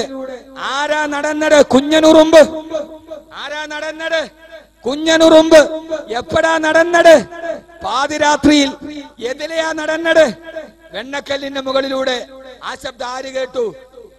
ആര്? ചിന്തിക്ക, കൽബിലോട്ടിറക്ക്. ആര് കേട്ടു? അള്ള കേട്ടു. ഉസ്താദേ ഞാൻ പറഞ്ഞിട്ട് അള്ള ഒന്നും തരുന്നില്ല. അള്ള തരാത്തതിന്റെ കാരണം എന്താണെന്നറിയോ? എന്താ കാരണം? കാരണം മറ്റൊന്നുമല്ല, നമ്മൾ നമ്മുടെ സങ്കടം മുഴുവനും പടപ്പിനോട് പറഞ്ഞു, പടച്ചവനോട് പറഞ്ഞില്ല. നമ്മുടെ സങ്കടം മുഴുവൻ നമ്മൾ ആരോട് പറഞ്ഞു? ആരോട് പറഞ്ഞു? പടപ്പിനോട് പറഞ്ഞു. ആരോട് പറഞ്ഞില്ല? പടച്ചവനോട് പറഞ്ഞു. ഇതാ ഞാൻ പറഞ്ഞത്, നിങ്ങൾ എഴുന്നേക്കരുതെന്ന് പറഞ്ഞു. ഇത്രയും മാത്രം കേട്ടിട്ട് പോയാ ആ വാക്കവി പറഞ്ഞടെ പടപ്പിനോട് പറയാൻ പാടില്ല എന്ന് നിങ്ങൾ പിഴച്ചു, വഴിയടിച്ചു. ഇങ്ങോട്ട് നോക്ക്. നമ്മുടെ സങ്കടങ്ങൾ നമ്മൾ ആരോട് പറഞ്ഞു? പടപ്പിനോട് പറഞ്ഞു.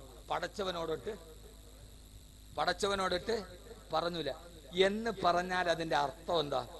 രണ്ട് സംഭവം ഞാൻ ഖുർആനിൽ നിന്ന് പറഞ്ഞുതരാം. എത്ര സംഭവം? രണ്ട്. ഖുർആൻ അല്ലാതെ, ഖുർആൻ വിശുദ്ധിക്ക് വിജയത്തിന് വിജയം പറയാൻ പറ്റുന്നില്ല. വിശുദ്ധി ആദ്യം പഠിക്കട്ടെ. ഖുർആൻ തന്നെ നമ്മുടെ വിഷയം. രണ്ട് സംഭവം, രണ്ട് ചെറുപ്പക്കാരുടെ കഥ. ചെറുപ്പക്കാരെ നിങ്ങൾക്ക് ഞാൻ പറഞ്ഞുതരാം ഖുർആനിൽ നിന്ന്. പടച്ചവനോട് പറഞ്ഞില്ല. ആരോട് പറഞ്ഞു? പടപ്പിനോട് പറഞ്ഞു. പടപ്പിനോട് പറയാൻ പാടില്ല. ആരോടെ പറയാവൂ? പടച്ചവനോടെ പറയാവൂ. എന്ന് പറഞ്ഞാൽ അതിന്റെ അർത്ഥം എന്താണെന്നറിയാവോ? രാത്രിയിൽ ഉറക്കം വരാതെ കിടക്കുക. എവിടെ? ഗൾഫില്. 12 മണിയായി, 2 മണിയായി, ഉറക്കമില്ല. അവസാനം 2 മണിയാകുമ്പോ ഒന്ന് തിരിഞ്ഞു കിടന്നു. അപ്പൊ അടുത്ത് കിടക്കണോ ചോദിക്കും. ഉറങ്ങിയില്ലേ? ഇല്ല. എന്തേ? വാപ്പ വിളിച്ചിരുന്നു, പെങ്ങടെ കല്യാണ, 20 പവന്റെ സ്വർണ്ണം ഉണ്ടാവും. അവരുടെ പ്രതീക്ഷ ഞാൻ ഗൾഫിലുണ്ടെന്നാണ്. എന്റെ കയ്യിലാണെങ്കിലും ഒന്നുമില്ല. മറ്റന്നാള് കല്യാണം, 1 തരി പവന്റെ സ്വർണ്ണം എന്റെ കയ്യിലില്ല. ഞാൻ ആരോടാ പറയും? എന്താ ചെയ്യുക? എന്നെ ഇപ്പൊ ആരാ സഹായിക്കുക? ഓർത്തിട്ട് എനിക്ക് കിടന്നിട്ട് ഉറക്കം പറഞ്ഞില്ല. എന്റെ പൊന്നു സഹോദരിമാരെ നന്നായിട്ട് കേക്ക്. വല്ലാത്ത മനപ്രയാസം കാരണം രാത്രി കിടന്നിട്ട് 2 സമയത്തിലായി. വീട് ജപ്തി ചെയ്യാറായി. കടം, രോഗത്തിന്റെ തീവ്രത. സർവ്വ ഡോക്ടർമാരെടുത്തും പോയി. ഞാനിപ്പോ എവിടെയാ പോവുക? ആരോടാ പറയും? നമ്മൾ പറയാറുണ്ട് അടുത്ത് കിടക്കുന്ന ആളുകളോട്. ആവലാതിയും വേവലാതിയും നമ്മൾ എല്ലാവരോടും, കൂട്ടുകാരോടൊക്കെ പറയും. ഇല്ലേ? ഞാൻ പറഞ്ഞത് നമ്മൾ ഇങ്ങനെയൊക്കെ പറയാറുണ്ട്. ഇതേ സമയത്ത് പാതിരാത്രി 2 മണിക്ക് നമ്മൾ കൂട്ടുകാരനോട് പറഞ്ഞ കാര്യം എന്തുകൊണ്ട് അതേ സമയത്ത് നമ്മുടെ ബെഡ്റൂമിൽ ഒരു മുസല്ല വിരിച്ചിട്ട് അള്ളാനോട് എന്തുകൊണ്ട് നമുക്ക് പറഞ്ഞുകൂടാ? മോനെ ഡേവിഡ് ബെക്കാം നിന്റെ ദൈവമാ, നെയ്മർ നിന്റെ ദൈവമാ, മെസ്സി നിന്റെ ദൈവമാ, മമ്മൂട്ടി മോഹൻലാൽ നിന്റെ മറ്റൊരു ദൈവമാ. പൊന്നുമോനെ മമ്മൂട്ടിയുടെ വാഹനം പോയപ്പോ പുറകെ മമ്മൂട്ടി മമ്മൂട്ടി എന്ന് വിളിച്ച് പുറകെ പോയ ആരാധകര് അവസാന ശല്യമായപ്പോ തന്റെ പുറകെ പേരും വിളിച്ച് നടന്നവന് ഡോറ് തുറന്നിട്ട് കയ്യിൽ പിടിച്ചു വലിച്ചെറിഞ്ഞില്ല മമ്മൂട്ടി. ഒരു വശത്തേക്ക് തിരിഞ്ഞ് താരരാജാവായ മോഹൻലാൽ ഡാൻസ് ചെയ്തപ്പോ താൻ ഇതേവരെ സിന്ദാബാദ് വിളിച്ച ഫ്ലെക്സ് വെച്ച ഫാൻസ് അസോസിയേഷൻ ഉണ്ടാക്കിയ മോഹൻലാലിന്റെ കയ്യിൽ പിടിച്ചിട്ടൊന്ന് ഡാൻസ് ചെയ്യാൻ ഒരു ഫാൻസുകാരൻ സ്റ്റേജിൽ കയറിയപ്പോ വലിച്ചു കൊടഞ്ഞിറങ്ങില്ല മോഹൻലാല്. പൊന്നുമോനെ നീ ഫ്ലെക്സ് വെച്ച താരപരിവേഷണം നടത്തിയ നിന്റെ മമ്മൂട്ടിയുടെ കയ്യിൽ നിനക്കൊന്നും തൊടാൻ പറ്റില്ലടാ. നീ മമ്മൂട്ടിന്ന് വിളിച്ചാല് തിരിഞ്ഞു നോക്കില്ലടാ. മോഹൻലാലിനെ തൊടാൻ പോയപ്പോ വലിച്ചെറിഞ്ഞടാ. പക്ഷേ പതിരാ സമയത്ത് എഴുന്നേറ്റ് നിന്നിട്ട് അല്ലാ അല്ലാഹു അല്ലാ അല്ലാ അല്ലാഹു അല്ലാ. പതിരാ സമയത്ത് നീ ഒന്ന് വിളിക്കോ എന്റെ അല്ലാ. ഇന്നല്ലാഹ യബ്സുത്തു യദഹു ഫിൽ ലൈലി ലിയതൂബ മുസീഅൻ നഹാർ. ഒരു പ്രാവശ്യം അല്ലാഹ് വിളിച്ചാൽ പടച്ചറപ്പ് നിന്റെ വിളിക്കുത്തരം നൽകുമെങ്കിൽ വലിച്ചെറിയ പൊന്നുമോനെ നിന്റെ ഭൗതിക ദൈവങ്ങള്. പൊന്നുമോളെ പൊന്നുമോളെ വലിച്ചെറിയ നിങ്ങള് അല്ലാഹുവിന്റെ മുമ്പിലേക്ക് പോ. ബഹുമാനപ്പെട്ട ബഹുമാനപ്പെട്ട ബഹുമാനപ്പെട്ട സയ്യിദത്തുനാ ബീബി ആയിഷ ഖുർആനാണ് ഞാൻ പറയുന്നത്, അല്ലാഹുവിന്റെ ഖുർആനാണ് പറയുന്നത്. ഈ കടുവാപ്പള്ളിയിൽ എന്നെ കേൾക്കാൻ കുതിച്ചെത്തിയ എന്റെ പ്രിയപ്പെട്ട പെങ്ങന്മാരോട് ബഹുമാനപ്പെട്ട സയ്യിദത്തുനാ ആയിഷ പറ. ആയിഷ റളിയല്ലാഹു അൻഹാ ആയിഷത്തും ഹഫ്സത്തും സൗദ സഫിയത്തും മൈമൂനത്തും വറംല ഹിന്ദും വസൈന പുൻഗദാ ജുവൈരിയ ദൽ മുഅ്മിനീന ഉമ്മഹാത്തുൻ മർദിയ. അല്ലാഹ് വിളിക്കാൻ മറന്നുപോയവനെ, അല്ലാഹ് എന്ന അക്ഷരത്തെ മറന്നുപോയവനെ, ഹൃദയത്തിന്റെ അന്തരാളത്തിൽ അല്ലാഹ് വിളിച്ചില്ല. പണ്ടൊക്കെ നമ്മുടെ നാട്ടിൽ മുഹീദ്ദീൻ റാത്തീബ് നടത്താറുണ്ട്. പുരോഗമനം വന്നപ്പോ പടിയടച്ചില്ലടാ നീ. മുഹീദ്ദീൻ റാത്തീബിൽ അല്ലാഹനെ വിളിച്ചില്ലേ? യാ അഹദു യാ സമദു യാ വിത്റു യാ മൗലാ യാ അഹദു യാ സമദു യാ വിത്റു യാ മൗലാ. എത്ര സുഖമുണ്ടായിരുന്നടാ നിന്റെ ഓലമേന വീട്ടില് ബറക്കത്തുണ്ടായിരുന്നു. നിന്റെ പരിസര പ്രദേശത്ത് 40 തെങ്ങുണ്ടെങ്കിൽ തെങ്ങില് തേങ്ങ വെട്ടിയാൽ ഒരു തേങ്ങ എടുത്തിട്ട് അടുപ്പത്ത് വന്ന് അരച്ചിട്ട് വീട്ടിലൊരു മുഹീദ്ദീൻ റാത്തീബ് നടത്തിയപ്പോ ആ 40 തേങ്ങ കൊണ്ടും മകളെയും കെട്ടിച്ചിട്ട് വാപ്പ ഹജ്ജിന് പോയില്ലേ? ഇന്ന് നിനക്ക് അതൊക്കെ വേണ്ടാടായപ്പോ റിയാലുകൾ കിട്ടിയിട്ട് നിന്റെ കടം മാറിയോ? നിന്റെ വീട്ടില് ബറക്കത്തില്ല. പഴയ ഓലപ്പുരയില് ബറക്കത്ത് വന്നിടങ്ങനെയാ? അവിടെ മാസത്തിലൊരിക്കലെങ്കിലും യാ റബ്ബു യാ നൂറു യാ ഹഖു യാ മുബീൻ.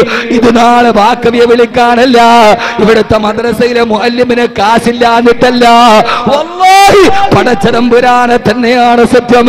ആദർശത്തിന് വേണ്ടി ആശയം പറയുകയും ആശയത്തിന് വേണ്ടി പണയം വെക്കാതിരിക്കുന്ന എന്റെ ആശയവും എന്റെ ആദർശവുമാണ്. ആദർശത്തെ പറഞ്ഞതാണ് ഞാൻ. ആദർശത്തിന് പിന്നോട്ടില്ല മക്കള്. അത് നാളെ ഒരു മുസ്ലിയാരെ വിളിച്ച് കൈമടക്ക് കൊടുക്കാനല്ല. എടാ പൊന്നുമോനെ, ഇത് നീ എന്ന് പടിയടച്ച് കളഞ്ഞോ? പാതിരാ സമയത്ത് ലൈറ്റ് അടച്ചിട്ട് അല്ലാഹ് അല്ലാഹു അല്ലാഹ് അല്ലാഹ് അല്ലാഹു അല്ലാഹ് പടച്ച റബ്ബിലേക്ക് വിനയം പ്രാപിച്ചപ്പോ നട്ടപ്പെടുത്തി കളഞ്ഞില്ല നീ, അല്ലാഹനെ മറന്നില്ല നീ. ബഹുമാനപ്പെട്ട എന്റെ പ്രിയപ്പെട്ട എന്നെ കേൾക്കാനത്തെ കടുവാപ്പള്ളിയിലെ പെങ്ങള് കടൽ കടന്നു വന്ന വിദേശ സംസ്കാരങ്ങള് കടന്നു വരുമ്പോ അള്ളാന്റെ ദീനിനെ വലിച്ചെറിയുമ്പോ ഏറ്റവും വലിയ കോൺക്രീറ്റ് സൗധത്തിൽ നിന്ന് രാജകീയ നൗകയിലേറി പഞ്ചനക്ഷത്ര ഹോട്ടലിന്റെ പിന്നാമ്പുറങ്ങളില് സുഖം തേടി അലയുന്ന ഉമ്മ. പണ്ട് നമ്മൾ മഅ്ദനി പറഞ്ഞൊരു ഹദീസ് നമുക്ക് ഓർമ്മയില്ലേ? അല്ലാഹു ആ മനുഷ്യന്റെ മോചനം അല്ലാഹു സ്ഥായിയായി കൊടുക്കട്ടെ. അല്ലാഹുവിന്റെ റസൂൽ പറഞ്ഞില്ലേ, എന്റെ പെങ്ങന്മാരോട് ഇത് പറയാതിരിക്കാൻ കഴിയില്ല. സിൻഫാനു മിൻ ഉമ്മത്തി ലമറഹുമാ ഖൗമും മഅഹും സിയാത്തുൻ കാദിനാബിൽ ബക്കർ റൂസുഹുന്ന കാസിനിമത്തിൽ ബുഖത്തിൽ മായിലാ. രണ്ട് വിഭാഗം ആളുകളെ എന്റെ കണ്ണുകൊണ്ട് കാണാതിരിക്കട്ടെ. അതിലൊരാളായ പെണ്ണുങ്ങളാണ്, ഒരു വിഭാഗം പെണ്ണുങ്ങളാണ്. അവരാരാ?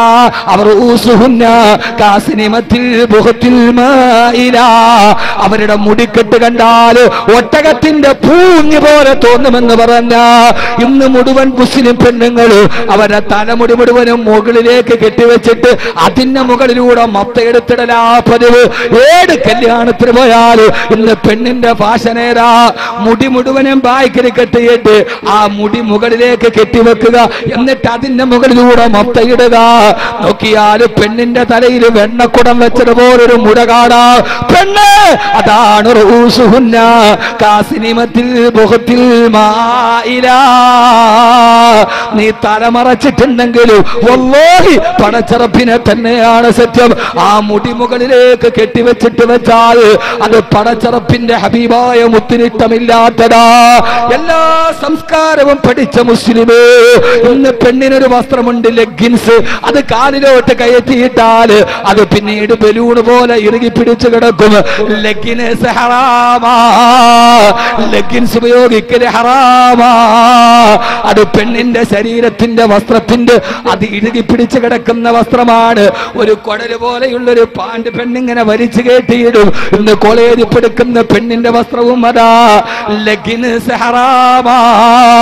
മോളെ, വിദേശ സംസ്കാരത്തെ നീ അങ്ങ് കെട്ടിപ്പിടിച്ചപ്പോ നിനക്കറിയോ, ബഹുമാനപ്പെട്ട ബീവി സയ്യിദത്തുനാ ആയിഷ റളിയല്ലാഹു തആല അൻഹാ, ആയിഷ ബീവിക്കെതിരെ അപവാദം പറഞ്ഞു വരുത്തി. സഫ്വാൻ റളിയല്ലാഹു തആല അൻഹുവിനെ കൂട്ടിച്ചേർത്തിട്ട് ഇസ്ലാമിക ലോകം ആയിഷക്കെതിരെ അപവാദം പറയുമ്പോ അല്ലാഹുവിന്റെ റസൂൽ വന്നിട്ട് പറഞ്ഞു, ആയിഷ നീ നിന്റെ വീട്ടിലേക്ക് പോയിക്കൊള്ളുക. സംഭവം നിങ്ങൾക്കൊക്കെ അറിയാം. അല്ലാഹുവിന്റെ റസൂൽ പോലും വിശ്വസിക്കുന്ന അവസ്ഥയെത്തി. ഭർത്താവ് ഭാര്യ വീട്ടിലാക്കി പൊട്ടിക്കരഞ്ഞുകൊണ്ട് തന്റെ വീട്ടിലേക്ക് കടന്നിരുന്ന് ഉപ്പാ ഉപ്പാ അല്ലാഹുവിന്റെ റസൂൽ എന്നെ വീട്ടിലേക്ക് പറഞ്ഞു വിട്ടു. അബൂബക്കർ റളിയല്ലാഹു അൻഹു ചോദിച്ചു, ആയിഷ നീയല്ലേ തെറ്റുകാരി? അല്ലാഹുവിന്റെ റസൂലിനെ വേദനിപ്പിച്ചുവല്ലോ. അവസാനം ഉമ്മുറുമാന്റെ അടുക്കലെത്തി. ഒരു പെണ്ണിന്റെ ഏക അവലംബം ഉമ്മയാ. ഉമ്മ പറഞ്ഞു, മോളെ നീയാണ് തെറ്റുകാരി. എല്ലാവരും കൈയൊടിഞ്ഞു. ഭർത്താവ് വീട്ടിലേക്ക് പറഞ്ഞു വിട്ടു, വാപ്പാട്ടി ഓടിച്ചു. ഉമ്മ പോലും സാന്ത്വനം നൽകിയില്ല. എന്റെ പ്രിയപ്പെട്ട പെങ്ങളെ, നിരാലംബയായ ആയിഷ റളിയല്ലാഹു അൻഹ തന്റെ വീട്ടില് അപവാദത്തിന്റെ ചൂളയിൽ കിടന്ന് ഹൃദയം പടയുകയാ. മുഴുവനും നിറം പിടിപ്പിച്ച കഥകളാ. ആയിഷ ബീവിയെ കുറിച്ച് അപവാദമാണ്. ആയിഷ ഒറ്റയാണ്, ആയിഷ ഏകയാണ്, ആയിഷക്ക് സാന്ത്വനിപ്പിക്കാൻ ആരുമില്ല. പൊട്ടിക്കരഞ്ഞ് വീട്ടില് ഹൃദയം നീറിപ്പുകയവേ. സൂറത്തുൻ നൂറിന്റെ 12 ആയത്തിറങ്ങി, നബിയേ ഇന്നല്ലദീന ജാഊ ബിൽ ഇഫ്കി ഉസ്ബത്തും മിൻകും ലാ തഹ്സബൂഹു ശർറൻ ലക്കും. അപവാദം പറഞ്ഞവരാണ് കുറ്റവാളികൾ. ആയിഷ നിരപരാധിയാണ് നബിയേ, ആയിഷ നിരപരാധിയാ. അല്ലാഹുവിന്റെ റസൂൽ ഓടി വീട്ടിലേക്ക്, കൂട്ടുകാരികൾ ഓടി വന്നു. അല്ലാഹുവിന്റെ റസൂലിനെ കണ്ടപ്പോ കെട്ടിപ്പിടിച്ചുകൊണ്ട് പറഞ്ഞു, ആയിഷ നീ നിരപരാധിയാണെന്ന് ഖുർആന്റെ ആയത്തിറങ്ങി. ആയിഷ പൊട്ടിക്കരഞ്ഞു പോയി. ആയിഷ ബീവി റളിയല്ലാഹു അൻഹ മറുഭാഗത്ത് നിന്ന് കൂട്ടുകാരികൾ ഓടി വന്നു. ആയിഷ അല്ലാഹു നിനക്ക് വേണ്ടി ആയത്തിറക്കി. ആയിഷ ആ സമയത്താണ് പൊട്ടിക്കരഞ്ഞുകൊണ്ട് ആയിഷ ബീവി റളിയല്ലാഹു അൻഹ മറുപടി പറഞ്ഞത്, എങ്ങനെയാണ് എന്റെ പേരിൽ ആയത്തിറങ്ങാതിരിക്കുക? എങ്ങനെയാണ് എന്റെ പേരിൽ നിരപരാധിത്വം തെളിയിക്കപ്പെടാതിരിക്കുക? എനിക്കെതിരെ അപവാദം പ്രചരിച്ച അന്ന് മുതൽ ഇന്നത്തെ ദിവസം വരെ പാതിരാത്രി ഞാൻ ഉറങ്ങിയിട്ടില്ല. മുസ്ലിമേ, കൈമോശം നിന്നുപോയ ഈമാൻ പിടിച്ചോ, അല്ലാഹുവിന്റെ ഖുർആന്റെ ശുദ്ധി പിടിച്ചോ. എനിക്കെതിരെ അപവാദം വന്ന അന്ന് മുതൽ ഇതേവരെ ഞാൻ ഉറങ്ങിയിട്ടില്ല. എനിക്കെതിരെ അപവാദം പറഞ്ഞ അന്ന് മുതൽ ഇന്ന് വരെ ഞാൻ എന്റെ നാവ് കൊണ്ടൊരൊറ്റ കാര്യമേ പറഞ്ഞിട്ടുള്ളൂ, ഹസ്ബുനല്ലാഹു നിഅമൽ വകീൽ നിഅമൽ മൗലാ വ നിഅമൻ നസീർ. വകീൽ ഹസ്ബുനല്ലാഹു നിഅമൽ വകീൽ ഹസ്ബുനല്ലാഹു നിഅമൽ വകീൽ ഹസ്ബുനല്ലാഹു നിഅമൽ വകീൽ നിഅമൽ മൗലാ വ നിഅമൻ നസീർ.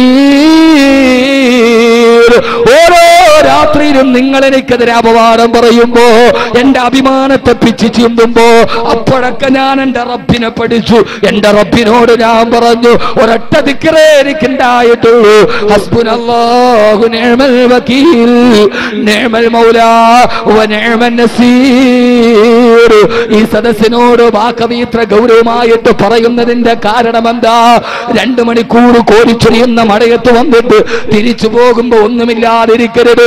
എന്റെ പ്രിയപ്പെട്ട ഉമ്മ,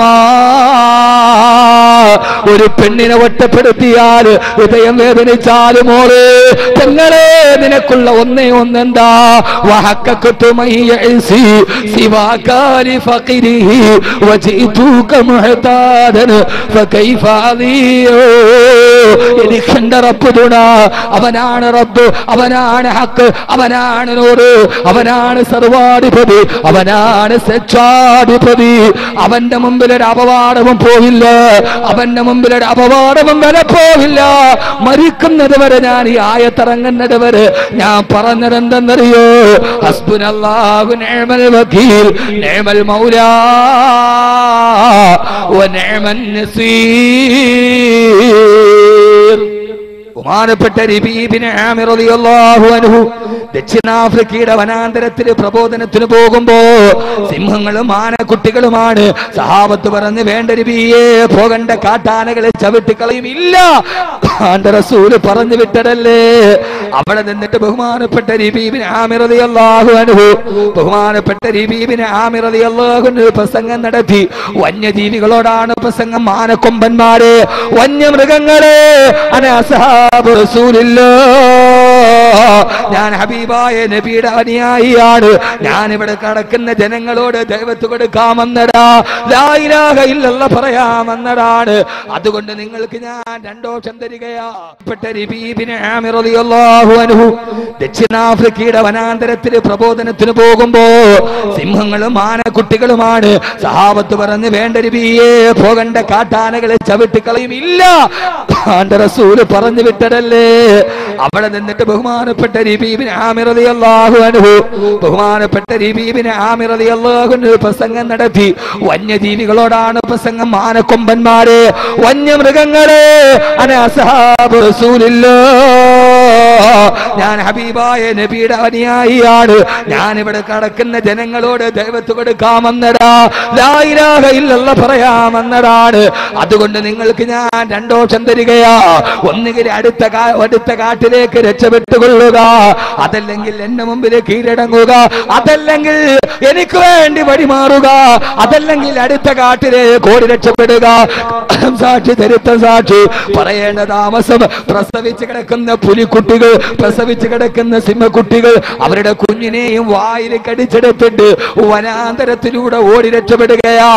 കറുത്ത വർഗക്കാരിത് കാണുമ്പോ പുലിക്കുട്ടികളും സിംഹക്കുട്ടികളും കുഞ്ഞുങ്ങളെ കടിച്ചെടുത്തുകൊണ്ട് ഓടുന്നത് കണ്ടപ്പോ അവര് വന്ന് നോക്കുമ്പോ കാണുന്നടണ്ട കൊലകൊമ്പന്മാരുടെ മുമ്പ് അള്ളാന്റെ ദീൻ പറയുന്ന റബീബിൻ ആമിർ റളിയല്ലാഹു അൻഹു അള്ളാനെ കുറിച്ച് പഠിച്ചപ്പോ കൊലകൊമ്പന്മാര് മുഴുവനും മുട്ടുകുത്തിയെങ്കിൽ ആ പാഠം പഠിച്ചപ്പോഴാണ് 12 വർഷങ്ങളായി വൈദ്യുതിയില്ലാതെ, വെള്ളമില്ലാതെ, ഉപരോധത്തിൽ പെട്ട് കിടക്കുന്ന 2.5 കിലോമീറ്റർ പോലും വിസ്തൃതമില്ലാത്ത ഫലസ്തീനിലെ ഗസയിലെ ഭക്ഷണമില്ലാത്ത, വെള്ളമില്ലാത്ത ഫലസ്തീനിലെ ഗസയിലെ ഹമാസിന്റെ പോരാളികള് ലോകത്തിലെ 3ാമത്തെ സൈനികരാട്ടമായി ഇസ്രയേലിന്റെ വിമാനവേദ പീരങ്കികള് തീതൊട്ടുമ്പോ കരിങ്കല്ല് കൊണ്ടും വിരിമാറ് കൊണ്ടും തിരിച്ചേക്കാൻ കഴിഞ്ഞെങ്കിൽ പൊന്നുമോനെ ബെഞ്ചമിൻ നെതന്യാഹു വെടിനിർത്തലിന് കരാറപ്പെടാൻ കാരണം എന്താ?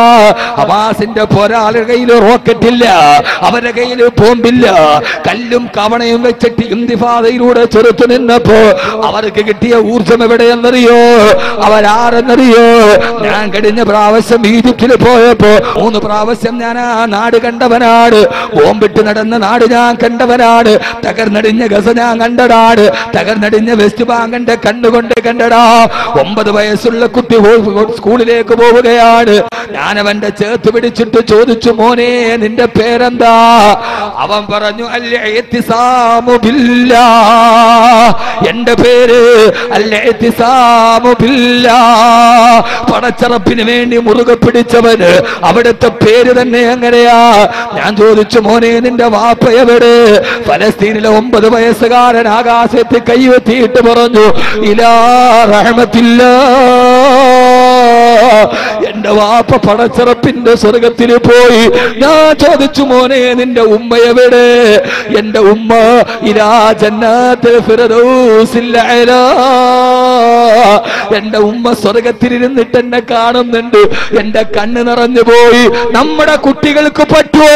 വ്യഭിചാരം പഠിപ്പിക്കുന്ന എന്റെ വാപ്പക്കും ഉമ്മക്കും തണുപ്പുള്ള രാത്രിയിൽ ഒരു തമാശ തോന്നിയപ്പോ തമാശയുടെ ഫലമായിട്ടാണ് ഞാൻ ജനിച്ചതെന്ന് പറഞ്ഞ സാഹിത്യകാരൻ എഴുതി വെച്ച സാഹിത്യം പഠിപ്പിക്കുന്ന നമ്മുടെ മക്കൾക്ക് ഇത് പറയാൻ പറ്റുമോ? വാപ്പ കബറിൽ പോയി എന്ന് പറയോ? അവര് പഠിച്ചതല്ലാതെയാണ്. ഹമാസിന്റെ ഫലസ്തീന്റെ കുട്ടികൾ കണ്ടതല്ലാന്റെ കുതിരത്താണ്. അവര് ബൈത്തുൽ മുഖദ്ദസിന്റെ പ്രാന്തപ്രദേശത്ത് ജനിച്ചവരാ. അവർ ഇബ്രാഹിം നബിയുടെ ഖബർ കണ്ടവരാ. അവർ ഇസ്ഹാഖ് നബിയുടെ ഖബർ കണ്ടവരാ. അവര് സുൽത്താൻ സലാഹുദ്ദീൻ അയ്യൂബിന്റെ പിന്തലമുറക്കാരാ. ആ പൊന്നുമോനോട് ചോദിച്ചു, മോനെ നിന്റെ അവസ്ഥ എന്താ? ആ പൊന്നുമോൻ പറഞ്ഞു, ഉസ്താദേ എന്റെ വാപ്പയെയും ഉമ്മയെയും എന്റെ 3 സഹോദരിമാരെയും എനിക്ക് എന്റെ കൺമുമ്പിൽ ഇരുന്നിട്ട് ഇസ്രായേൽ പട്ടാളക്കാര് വെടിവെച്ചു കൊന്നു. എന്റെ കുടുംബത്തിന് ശേഷിക്കുന്നത് ഞാനാ. ഞാൻ ആ പൊന്നുമോന്റെ കഴുത്തിലേക്ക് എന്റെ കൈയിട്ടിട്ട് ഞാൻ പറഞ്ഞു, പൊന്നുമോനെ ഇനി കിരാതന്മാരുടെ രാക്ഷസന്മാരുടെ നാട്ടിൽ നീ നിന്ന നിന്നെയും അവര് കൊന്നുകളയും.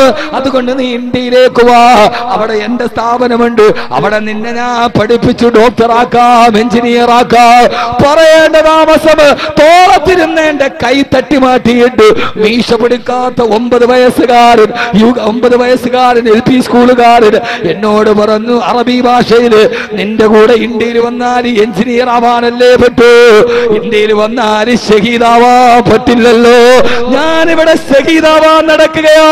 എന്റെ ഉപ്പ പോയെടുത്തേക്ക്, എന്റെ ഉമ്മ പോയെടുത്തേക്ക്, എന്റെ സഹോദരിമാര് പോയെടുത്തേക്ക് ഞാൻ ഷഹീദാവാൻ നടക്കുന്നതാണെന്ന് 9 വയസ്സുകാരൻ മറുപടി പറഞ്ഞു. ഫലസ്തീനിന്റെ തീതുപ്പുന്ന മണ്ണിന്റെ ഇടയിൽ ജീവിക്കുമ്പോഴും അള്ളാന്റെ സ്വർഗത്തെ ആഗ്രഹിക്കുന്ന ആ മക്കള് പഠിച്ച പാഠമേടാ. ആ പാഠമാണ് ലോകത്തിന്റെ രാജാവല്ലയാണ്. അത് ഒബാമയല്ല, അത് നെതന്യാഹുവല്ല.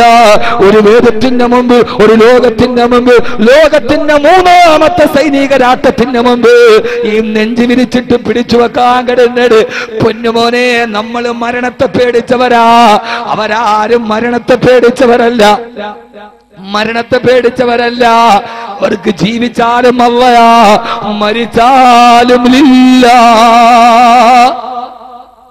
മരിച്ചാലും അള്ളാഹ്ക്ക് വേണ്ടി, ജീവിച്ചാലും അള്ളാഹ്ക്ക് വേണ്ടി. ഈ പാഠം പഠിച്ചിട്ട് ഹൃദയത്തിന്റെ ഉള്ളിൽ നിന്ന് ഭൗതിക ജീവിതത്തിന്റെ മാറാപ്പ് വലിച്ചിറങ്ങിയിട്ട് കാലത്തിന്റെ ചുവരെടുത്തുകൾ മനസ്സിലാക്കി ഇബ്രാഹിമി മില്ലത്തിനെ നെഞ്ചോട് ചേർത്ത് പിടിച്ച് മുഹമ്മദീ സുന്നത്തിനെ മുറുകെ പിടിച്ച് കാലത്തിന്റെ ഇതിഹാസത്തിന്റെ ചരിത്രത്തിന്റെ രചതരേഖ വരിക്കാൻ എന്റെ പ്രിയപ്പെട്ട ചെറുപ്പക്കാരാ തയ്യാറാവുക. അല്ലാഹു തൗഫീഖ് നൽകി അനുഗ്രഹിക്കുമാറാകട്ടെ. അല്ലാഹു തൗഫീഖ് നൽകട്ടെ. അല്ലാഹു തൗഫീഖ് നൽകട്ടെ. അതിന്റെ ഏറ്റവും വലിയ ഔഷധം ഒരാൾ മനങ്ങരുത്. ഇൻഷാ അല്ലാഹ് 10 സലാത്ത് ചൊല്ലി നമുക്ക് പിരിഞ്ഞു പോകണം. എന്റെ സഹോദരങ്ങളെ, അതിന് നമ്മുടെ കയ്യിലൊന്നേ ഉള്ളൂ, വിശുദ്ധ ഖുർആൻ. വിശുദ്ധ ഖുർആന്റെ വിശുദ്ധി, ആ വിശുദ്ധ ഹൃദയത്തിലേക്ക് ഇറങ്ങിയിട്ട് അവസാനം അല്ലാഹുവിന്റെ ഖുർആൻ ഓതി മരിക്കുക. ആദരവായ പ്രവാചകൻ നബി മുഹമ്മദ് മുസ്തഫ സല്ലല്ലാഹു അലൈഹി വസല്ലമയുടെ അടുക്കലേക്ക് വന്നിട്ട് ഒരു സഹാബി പറഞ്ഞു, യാ റസൂലല്ലാഹ്, വീട്ടിൽ വല്ലാത്ത രോഗമാണ് നബിയേ, വല്ലാത്ത കടമാണ് നബിയേ, എന്ത് ചെയ്താലും ജീവിതത്തിൽ രക്ഷപ്പെടുന്നില്ല നബിയേ, ഞാൻ എന്ത് ചെയ്യണം നബിയേ, എനിക്കൊരു ദിക്ർ പറഞ്ഞതാ തിരുദൂതരേ.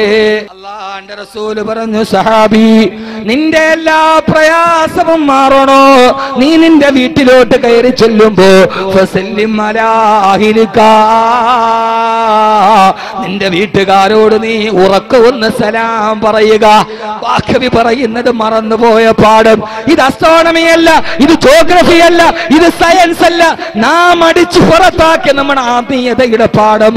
നീ നിന്റെ വീട്ടിലോട്ട് കയറി ചെല്ലുമ്പോ നിന്റെ വീട്ടുകാരോട് നീ ഒന്ന് സലാം പറയുക. പഠിച്ചുപോയ മറന്നുപോയ ഗൃഹപാഠം നീ നിന്റെ വീട്ടുകാരോട് സലാം പറയുക. ഇവിടെ നോക്ക്. എന്നിട്ട് നീ വീട്ടിലോട്ട് കയറിയാൽ ഉടുത്തിരിക്കുന്ന വസ്ത്രം ഊരി തൂക്കുന്നതിന് മുമ്പ് ഒരൊറ്റ പ്രാവശ്യം ഖുൽ ഹുവല്ലാഹു അഹദ് അല്ലാഹുസ് സമദ് ലം യലിദ് വലം യൂലദ് വലം യകുൽ ലഹു കുഫുവൻ അഹദ് ഒരു പ്രാവശ്യം സൂറത്തുൽ ഇഖ്ലാസോട് ആ സഹാബി പറയുകയാണ്, ഞാനിത് ചെയ്യാൻ തുടങ്ങി, കുറച്ച് നാളുകൊണ്ട് എന്റെ ദാരിദ്ര്യം മാറി, എന്റെ പ്രയാസം മാറി, എന്റെ രോഗം മാറി എന്ന് അസ്ഹാബുൻ നബിയിൽ മുസ്തഫ സല്ലല്ലാഹു അലൈഹി വസല്ലം. ഇതുവരെ വാദം കേട്ടു, ഇനി ചെയ്യാൻ ഇനി ചെയ്തൂടെ? കുങ്കുമം എടുക്കുക, കുങ്കുമം കൊണ്ട് സൂറത്തുൽ ഇഖ്ലാസ് എഴുതുക. എന്നിട്ട് അത് ഉണങ്ങിക്കടിയുമ്പോ സംസം വെള്ളം കൊണ്ടത് നനച്ചെടുത്തിട്ട് ആ സംസം വെള്ളം കുടിക്കുക. സർവരോഗത്തിന് ശിഫയാണെന്ന് സദഖ റസൂലുള്ളാഹ്. ഇതെല്ലാം നീ ചെയ്തു പോയാൽ ഖുർആന്റെ വെളിച്ചം, ഇത് ഞാൻ പറഞ്ഞത് സൂറത്തുൽ ഇഖ്ലാസ് മാത്രം, ഇത് ഖുർആന്റെ വെളിച്ചമാണ്, ഇത് ഖുർആന്റെ വിശുദ്ധിയാണ്. അത് ഹൃദയത്തിൽ, നാവിൽ, നിന്റെ ജീവിതത്തിൽ എപ്പോഴും ഉണ്ടാവുക. അല്ലാഹു തൗഫീഖ് നൽകി അനുഗ്രഹിക്കുമാറാകട്ടെ. ആദരവായ പ്രവാചകൻ നബി മുഹമ്മദ് മുസ്തഫ.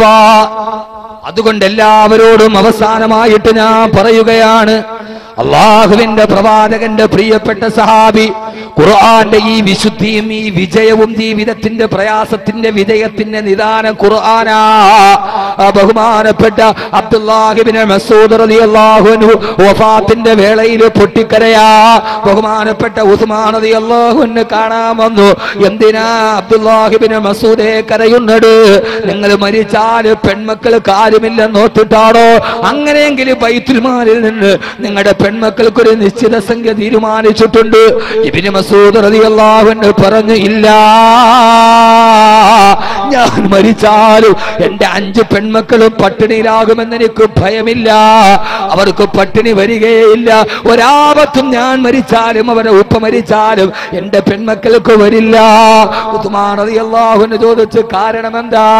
എന്റെ ഹബീബായ മുത്ത് പഠിപ്പിച്ചിട്ടുണ്ട്, ആരെങ്കിലും മഗ്രിബ് നമസ്കാരത്തിന് ശേഷം ഏതെങ്കിലും ഒരു പെണ്ണ് സൂറത്തുൽ വാഖിയ പാരായണം ചെയ്താൽ ലം തുസിബുഹു ഫാക, ആ പെണ്ണിനൊരാപത്തും വരില്ലെന്ന് എന്റെ മുത്തന്നെ പഠിപ്പിച്ച അന്ന് മുതൽ എന്റെ പെൺമക്കള് മഗ്രിബ് നമസ്കാരത്തിന് ശേഷം പതിവായി സൂറത്തുൽ വാഖിയ ഓതുന്നുണ്ട്. അതുകൊണ്ട് എന്റെ മക്കൾക്കൊരു പട്ടിണിയും വരില്ലെന്ന് എനിക്ക് ഉറപ്പാ. ഓ പ്രിയപ്പെട്ട ഉപ്പ ഉമ്മ, നമ്മൾ അടുത്ത നിമിഷം മരിച്ചാലും എന്റെ മക്കള് പട്ടിണിയാവില്ലെന്ന് പറയാറ് ഇങ്ങനെ ഒരു ഖുർആന്റെ പാഠം നമ്മൾ പഠിപ്പിച്ചിട്ടുണ്ടോ? അല്ലാഹു നമ്മളെ കാക്കട്ടെ. അതുകൊണ്ട് മക്കൾക്ക് ഖുർആൻ പഠിപ്പിച്ചു കൊടുക്കുക, ഖുർആനിനെ സ്നേഹിക്കുക. ജാമിയ സലാഹിയയിൽ ഇരിക്കുന്ന ഹിഫ്ള് വിദ്യാർത്ഥികൾ അവരുടെ നാവിലൂടെ ഖുർആൻ ഓതുമ്പോ ആയിരക്കണക്കിന് ഹാഫിളീങ്ങൾ വരുമ്പോ കടുവാപ്പള്ളി ജമാഅത്തിനെ അല്ലാഹു അനുഗ്രഹിക്കട്ടെ. കാരണം ഇത് ഖുർആന്റെ ഭൂമിയാണ്, ഇത് ഖുർആന്റെ ഭൂമികയാണ്, ഇത് ഖുർആൻ പാരായണം ചെയ്യപ്പെടുന്ന ഭൂമികയാണ്. അല്ലാഹുവേ, അല്ലാഹുവേ, അല്ലാഹുവേ, അവസാനം നിന്നോട് ചോദിക്കാൻ ഒന്ന് മാത്രമേ ഉള്ളൂ. മഹിലൻ ഹദാകല്ലദീ അതാക നാഫിലത്തുൽ ഖുർആനി ഫീഹി മവാഇദു വതഫ്സീലു. അല്ലാഹുവേ, അല്ലാഹുവേ, അല്ലാഹുവേ, ആയിരക്കണക്കിന് അർത്ഥതലങ്ങൾ ഞങ്ങൾക്ക് നൽകിയ ഞങ്ങളുടെ ഖുർആൻ ലഹാ മആനിൻ കമൗതിൽ ബഗീരി ഫീ മദദി വഫൗക ജൗഹരിഹി ഫിൽ ഹുസ്നി വൽ ഖിയമി ഫലാ തുഅദ്ദു വലാ തുഹസാ അജാഇബുഹാ വലാ തുസാമു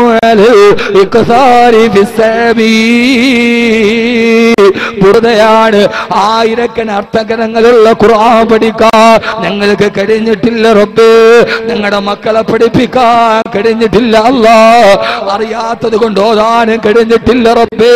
പക്ഷേ അവസാനം മരിക്കുന്ന നേരം പൊന്നുമക്കളെ മനസ്സിലുറപ്പിക്കണം, സഹോദരിമാരെ മനസ്സിലുറപ്പിക്കണം. മരിക്കുന്ന നേരം മൗത്തെന്ന സിംഹം കൊന്നതത്ഭുതമല്ലേ. സിംഹാസനത്തിന് ചുറ്റി നിന്നവരല്ലേ പിടിമണ്ണ് മാറിയെറിഞ്ഞതത്ഭുതമല്ലേ. നിന്റെ സിംഹാസനത്തിന് ചുറ്റി നിന്നവർ, നിന്റെ കാറിൽ കൂടെ സഞ്ചരിച്ചവർ, നിന്റെ കൂടെ സർവ്വതിനും കൂട്ടുനിന്നവർ നിന്റെ കുഴിമാടത്തിലേക്ക് പിടിമണ്ണ് വാരിയെറിയുകയാണ്. മൈനറിയ തീയുമായി കണ്ടടം ഒലിച്ചില്ലേ. അതിലത്ഭുതം നിന്നോളവും നിനക്കില്ലേ. പൊന്നുമക്കള് പൊട്ടിക്കരയുന്നത് കണ്ടില്ലേ? വാപ്പാന്റെ മയ്യത്തിന്റെ ചാരത്ത് നിന്നിട്ട് നമ്മുടെ മക്കളുടെ കണ്ണുനീരൊലിക്കുന്നുണ്ട്. പക്ഷെ എനിക്കത് കാണാൻ കഴിയുന്നില്ലല്ലോ. ഞാൻ പലപ്പോഴും ചിന്തിക്കാറുണ്ട്, മരണശേഷം ഒന്നും കാണാതിരിക്കുന്നത് ഒരു പക്ഷേ അല്ലാഹ് തന്ന ഖൈറാണ്. ഞാൻ മരിച്ചു കിടക്കുമ്പോ എന്റെ മയ്യത്തിന്റെ ചാരത്ത് കെട്ടിപ്പിടിച്ചു കരയുന്ന എന്റെ മക്കളുടെ കണ്ണുനീരെങ്ങാനും എനിക്കൊന്ന് കാണാൻ കഴിഞ്ഞാ ഒന്ന് ചിന്തിക്കൊരൽപ്പനേരം. അല്ലാഹുവിന്റെ റസൂലിന്റെ മുമ്പിൽ വന്നിട്ട് ഒരു സഹാബി പറഞ്ഞു, നബിയേ, ഒരു നല്ല പ്രഭാഷകൻ മദീനയിൽ വന്നിട്ടുണ്ട്. ഭയങ്കര വഅദാണ് നബിയേ, ഭയങ്കര പ്രസംഗമാണ് നബിയേ. വാക്കവിമാരെ കുറിച്ച് നിങ്ങൾ അങ്ങനെ പറയാറുണ്ട്. അല്ലാഹു അതിനെ നിലനിർത്തി തരട്ടെ. അല്ലാഹുവിന്റെ റസൂല് ചോദിച്ചു, ആ പ്രഭാഷകൻ മരണത്തെ കുറിച്ച് വഅദ് പറയാറുണ്ടോ? ഇല്ല യാ റസൂലല്ലാഹ്. എന്നാൽ അയാള് നല്ല പ്രഭാഷകനല്ലെന്ന് ലോകത്തിന്റെ മുത്തു പറഞ്ഞതുകൊണ്ട് എന്റെ ഏത് പ്രസംഗത്തിലും അത് കേട്ടാന്ന് മുതൽ മരണത്തെ കുറിച്ച് പറയാൻ അവസാനിപ്പിച്ചിട്ടില്ല. എന്തിനാ മരണം പറയുന്നത്? ഒരു നല്ല പ്രഭാഷകനായി മാറാന്, ഹബീബായ മുത്തു പറഞ്ഞ പ്രഭാഷകനാകാന്. മരിച്ചിട്ടൊന്നും അറിയാത്തത് നല്ലതല്ല ഉസ്താദേ. മരിച്ചു കഴിഞ്ഞിട്ടൊന്നും കാണാൻ കഴിയാത്തത് ഖൈറല്ലേ? എന്നെ കെട്ടിപ്പിടിച്ചിട്ട് പൊട്ടിക്കരയുന്ന എന്റെ മക്കളുടെ കണ്ണുനീര് എനിക്ക് എങ്ങനെയാണ് കണ്ടു നിൽക്കാൻ കഴിയുക? മരിച്ചിട്ട് മലന്ന് കിടക്കുന്ന എന്നെ ഉപ്പാ ഉപ്പാ ഉപ്പാന്ന് വിളിക്കുന്ന എന്റെ മക്കളെ ഞാൻ എങ്ങനെയാണ് ആശ്വസിപ്പിക്കുന്നത്?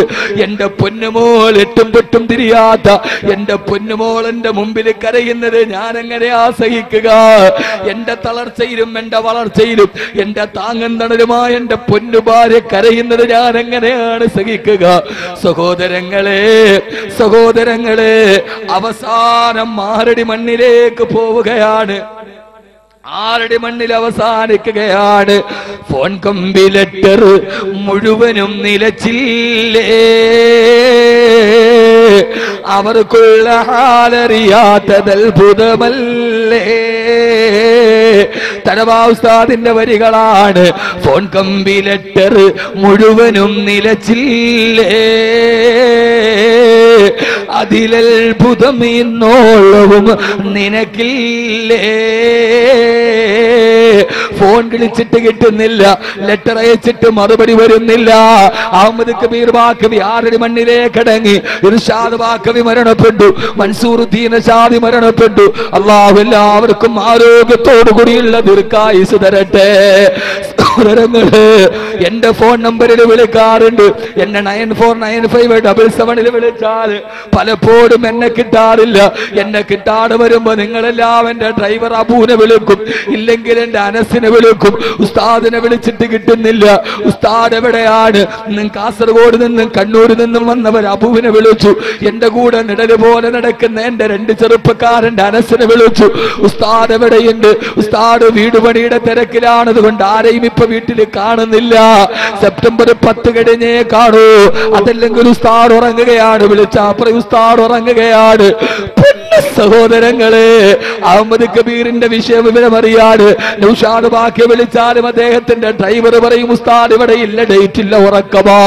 നൗഷാദ് ബാക്കവിയെ കുറിച്ച്, അഹമ്മദ് കബീർ ബാക്കവിയെ കുറിച്ച് നിങ്ങൾക്ക് വിവരം അറിയണോ? ഫോൺ വിളിച്ചാൽ എന്റെ കുട്ടികൾ നിങ്ങളോട് വിവരം പറയും. ഞാൻ മരിച്ചു കഴിഞ്ഞിട്ട് എന്റെ സിം കാർഡ് മരിക്കില്ലല്ലോ. നിങ്ങൾ വിളിച്ചിട്ട് അബുവിനോടും മനസ്സിനോടും ഉസ്താദ് എവിടെയെന്ന് ചോദിച്ച കുട്ടികൾ മറുപടി എന്താ പറയുക? ഉസ്താദിന്റെ ഇപ്പോഴത്തെ അവസ്ഥ എന്താ? ഫോൺ കമ്പി ലെറ്റർ മുഴുവനും നിലച്ചില്ലേ, അതിലത്ഭുതം ഇന്നോളവും നിനക്കില്ലേ. എന്റെ തൊട്ടടുത്ത് കിടന്ന് എന്റെ ഭാര്യക്കറിയില്ല ഇപ്പൊ എന്റെ അവസ്ഥ എന്താണെന്നറിയില്ല, എന്റെ മക്കൾക്കറിയില്ല. പൊന്നുമോനെ, അയ്യുഹല്ലദീന ആമനുത്തഖുല്ലാഹ്. അതുകൊണ്ട് ഈ ഭൂമിയുടെ പുറംതരിയുടെ മുകളിൽ കിട്ടിയ ജീവിതം അല്ലാഹുവിനെ ഭയന്ന് ജീവിച്ചോ, വിശുദ്ധ ഖുർആനിന് വേണ്ടി അവതരിപ്പിച്ചോ. അല്ലാഹുവിന്റെ റസൂൽ പറഞ്ഞു, ഉസ്മാനെ ലികുല്ലി നബിയിൻ റഫീഖും ഫിൽ ജന്നാ ഉസ്മാൻ ബിൻ അഫ്ഫാൻ. എല്ലാ പ്രവാചകന്മാർക്കും സ്വർഗത്തിലൊരു കൂട്ടുകാരനുണ്ട്. എന്റെ സ്വർഗത്തിലെ കൂട്ടുകാരൻ ഉസ്മാനെ, നീയാണ് ഉസ്മാൻ. ആരാ ഉസ്മാൻ റളിയല്ലാഹു അൻഹു? ആരാ ഉസ്മാൻ റളിയല്ലാഹു അൻഹു? ആരാ ഉസ്മാൻ റളിയല്ലാഹു അൻഹു? ആരാ? ബദറിൽ പങ്കെടുത്തിട്ടില്ല, ഉഹദിൽ പങ്കെടുത്തിട്ടില്ല, ബൈഅത്തുൽ റിദ്വാനിൽ പങ്കെടുത്തിട്ടില്ല. ഇസ്ലാമിക സംസ്ഥാനത്തിന്റെ പ്രധാനപ്പെട്ട ഒരു സംഭവങ്ങളിലും ഉസ്മാൻ റളിയല്ലാഹു അൻഹു പങ്കെടുത്തിട്ടില്ല. പിന്നെങ്ങനെയാ പൊന്നുമോനെ സ്വർഗത്തിലെ കൂട്ടുകാരനെന്ന പദവി കിട്ടാനല്ല ഒരേ ഒരു കാരണം എന്തെന്നറിയോ? അല്ലാഹുവിന്റെ റസൂൽ ചോദിച്ച 2 ഗുണങ്ങൾ ഉസ്മാൻ റളിയല്ലാഹു അൻഹുവിനുണ്ടായിരുന്നു. ഒന്ന് മുഹിബ്ബുൽ ഖുർആൻ, ഖുർആനോട് വല്ലാത്ത സ്നേഹമായിരുന്നു. മരിക്കുന്ന സമയത്തും ഖുർആൻ ഓതിയാണ് മരിച്ചത്. അല്ലാഹുവിന്റെ റസൂൽ ഒരിക്കൽ പറഞ്ഞു, ഉസ്മാനെ ഖുർആൻ ഓതിക്കൊണ്ടിരിക്കുമ്പോൾ നീ മരിക്കും ഉസ്മാൻ. മരിച്ചില്ല മുഅ്മിനീങ്ങളെ. പുറകിൽ നിന്ന് വടിവാൾ കൊണ്ട് ആഞ്ഞു കുത്തിയപ്പോ കുട്ടൽമാല വെളിയിലോട്ട് ചീറ്റിത്തെറിച്ച് രക്തത്തുള്ളികൾ ഫസയകുഫീകഹുമുല്ലാഹ് എന്ന സൂറത്തുൽ ബഖറയുടെ ആയത്തിന് വീണിട്ട് മരിച്ചില്ലേ? ഇതിനാ ഉസ്മാൻ ബിൻ അഫ്ഫാൻ റളിയല്ലാഹു അൻഹു രണ്ടാമത്തെ ഒരൊറ്റ ഗുണമേ ഉള്ളൂ. ഇൻഷാ അല്ലാഹ് ഉസ്മാനാവുക. അല്ലാഹു തൗഫീഖ് നൽകട്ടെ. ഖുർആനിനെ സ്നേഹിക്കുക. രണ്ടാമത്തെ ഗുണം, അല്ലാഹുവിന്റെ റസൂൽ ഏത് സമയത്തൊരാവശ്യം വന്നിട്ട് ഒരു 100 ദീനാർ ചോദിച്ചാൽ സദസ്സിൽ നിന്ന് ആദ്യം എഴുന്നേറ്റ് നിൽക്കുന്നത് അനയാ റസൂലല്ലാഹ്, ഞാൻ തരാൻ നബിയേ, ഞാൻ തരാൻ നബിയേ, ഞാൻ തരാൻ നബിയേ. ഉസ്മാൻ ആരുമില്ല സദക്കയിൽ ഉസ്മാനവല്ല. ഒരു സദസ്സിൽ രണ്ടാമതായിട്ടില്ല ഉസ്മാൻ റളിയല്ലാഹു അൻഹു. ഞാൻ തരാം യാ റസൂലല്ലാഹ്, എത്ര കൊടുത്താലും പ്രശ്നമില്ല നബിയേ, തരാൻ നബിയേ. ഈ വഅദ് അവസാനിക്കുകയാണ്. അല്ലാഹു തൗഫീഖ് നൽകുമാറാകട്ടെ. കുറെ കാലങ്ങളായി വഅദ് പറയുന്നുണ്ട്. ഇൻഷാ അല്ലാഹ് അൽഇഹ്സാന്റെ ചെറുപ്പക്കാര് 2 സാധു പെൺകുട്ടികൾക്ക് ഒരു വിവാഹ ധനസഹായം കൊടുക്കുകയാ. ഒരാൾക്ക് 5 പവനും 11,111 രൂപയും വിവാഹപ്പുടവയും. ഈ പ്രസംഗം കഴിയുമ്പോ ഒരു പെൺകുട്ടിക്ക് 5 പവനും അദ്ദേഹത്തിന്റെ കല്യാണ വസ്ത്രവും 11,111 രൂപയും ഇവിടെ വെച്ച് ഇൻഷാ അല്ലാഹ് നൽകും. ചെറുപ്പക്കാര് തന്നെ 1 പവന്റെ സ്വർണം എടുത്തു. 1 പവന്റെ സ്വർണം ക്ലാസിക്കൽ എന്ന് പറയുന്ന ഒരു സഹോദരൻ കൊടുത്തു. അല്ലാഹു അവർക്ക് അർഹമായ പ്രതിഫലം കൊടുത്ത് അനുഗ്രഹിക്കുമാറാകട്ടെ. ഇൻഷാ അല്ലാഹ് ഇനി രണ്ടാമതൊരു പെൺകുട്ടിക്ക് 5 പവന്റെ സ്വർണം കൊടുക്കണം. അല്ലാഹു തൗഫീഖ് നൽകട്ടെ. അതവരെ കണ്ടുപിടിച്ചു വരുമ്പോൾ നിങ്ങൾ കൊടുത്താൽ മതി. ഉസ്താദേ, ഖുർആൻ പറഞ്ഞ സദസ്സിൽ 100 കണക്കിന് ഹാഫിളീങ്ങൾ ഈ സദസ്സിലുണ്ട്. അല്ലാഹ് ഇൻഷാ അല്ലാഹ് 1 പവന്റെ സ്വർണം ഞാൻ കൊടുത്തേക്കാമെന്ന് വെച്ച് ആരെങ്കിലും വാഗ്ദാനം ചെയ്ത് പിന്നീട് ആ കുട്ടിയെ കണ്ടുപിടിച്ച് സംഘാടകർ വരുമ്പോ കൊടുക്കാനുള്ള സാവകാശമുണ്ട്. ഇൻഷാ ഇൻഷാ അല്ലാഹ് ഒരു സാധുവായ ആരുമില്ലാത്ത പെൺകുട്ടിക്ക് ഒരു പെൺകുട്ടിക്ക് ഇവിടെ വെച്ച് ഇൻഷാ അല്ലാഹ് ഇപ്പൊ കൊടുക്കും. രണ്ടാമതൊരു പെൺകുട്ടി എന്റെ ജീവിതത്തിന്റെ ബുദ്ധിമുട്ട് മാറണം. സഹോദരങ്ങളെ, ക്യാൻസർ ഖുർആനിലൂടെ മോചനം എന്ന എന്റെ ഒരു കാസറ്റ് ഇപ്പൊ ഇറങ്ങിയിട്ടുണ്ട്. ഇൻഷാ അല്ലാഹ് ഹറമൈനിൽ കിട്ടും, നിങ്ങൾ വാങ്ങിച്ച് കേട്ടുകൊള്ളുക. അത് പ്രസംഗിക്കുന്ന സദസ്സ് 300-ലധികം ക്യാൻസർ രോഗികളുണ്ട്. അവിടെ വെച്ച് ചോദിച്ചു ആരാ ഒരു സദക്ക പറയുക? 66,666 രൂപ. ഉസ്താദേ ഞാൻ പറയാം, 90% ബ്ലഡ് ക്യാൻസറാ. ലേക്ഷോറിൽ പരിശോധിച്ചിട്ട് 40 ദിവസത്തെ ആയുസ് പറഞ്ഞിട്ട് കാലിരുന്ന് മക്കളെ കെട്ടിപ്പിടിച്ചിട്ട് 40 ദിവസത്തിനപ്പുറം എന്റെ മക്കളെ ഇനി കാണില്ലെന്ന് പറഞ്ഞ വരവേ റോഡ് സൈഡിൽ നിന്ന് കേട്ടതാണ്. അദ്ദേഹം പറഞ്ഞു ഞാൻ തരാം ഉസ്താദ്, 90% ബ്ലഡ് ക്യാൻസറാ, 40 ദിവസത്തെ അവധി. ലേക്ഷോറിലെ ഡോക്ടർ ഗംഗാധരൻ പറഞ്ഞടാ. 12 ദിവസം കഴിഞ്ഞു ഫോൺ കോൾ വന്നു, ഉസ്താദ് ഇന്ന് ടെസ്റ്റ് കഴിഞ്ഞിട്ട് വരികയാണ്, ദുആ ചെയ്തു. അവിടെ വെച്ച് 3 സലാത്ത് ചൊല്ലി ലേക്ഷോറിൽ പോയി 12 ദിവസം കഴിയുമ്പോ ഫോൺ കോൾ വന്നു, ഉസ്താദേ ഞാനാണ്. ഇന്ന് ലേക്ഷോറിൽ പരിശോധിച്ചു, 1% ക്യാൻസർ പോലും ശരീരത്തിലില്ല. 60,000 ആളുകളുടെ മുമ്പിൽ വെച്ചാണ് ഇത് നടക്കുന്നത്. ആ കാസറ്റാണ് ഇപ്പം വെളിയിലിറങ്ങിയത്. പ്രിയപ്പെട്ട സഹോദരങ്ങളെ, ഇത് ബാക്കവി വിലായത്തിന്റെ പദവിയിലെത്തിയതല്ല. അഹമ്മദ് കബീർ ആരുമായി കൊള്ളട്ടെ, എന്റെ തളർച്ചയും നിങ്ങൾ കണ്ടതാണ്, എന്റെ വളർച്ചയും നിങ്ങൾ കണ്ടതാണ്. അതിനപ്പുറത്തേക്ക് ഒരു അഡ്രസ് ഈ പാവപ്പെട്ടവനില്ല. പക്ഷേ ഇത് ഹാഫിളീങ്ങളുടെ സദസ്സാ, ഖുർആൻ മനഃപ്പാഠമാക്കിയവന്റെ സദസ്സാ. ഒരാഗ്രഹം മനസ്സിൽ വെച്ചിട്ട് ഇൻഷാ അല്ലാഹ് ഒരു പവന്റെ സ്വന്തം ഉസ്താദേ ഞാൻ കൊടുത്തേക്കാം. ഏതെങ്കിലും ഒരു സഹോദരങ്ങൾ ഈ സദസ്സിൽ നിന്ന് ഒരു കൈവന്തിച്ചാ മതി. ഇൻഷാ അല്ലാഹ് ഒരു പവന്റെ സ്വന്തം എന്റെ മക്കൾക്ക് വേണ്ടി, എന്റെ കുടുംബത്തിന് വേണ്ടി, എന്റെ രോഗം മാറാൻ, എന്റെ പ്രയാസം മാറാൻ അല്ലാഹു തൗഫീഖ് നൽകി അനുഗ്രഹിക്കുമാറാകട്ടെ. തഖബ്ബൽ അല്ലാഹു സ്വീകരിക്കട്ടെ. കൂലു തക്ബീർ. അല്ലാഹുവേ നീ സ്വീകരിക്കണേ തമ്പുരാനെ.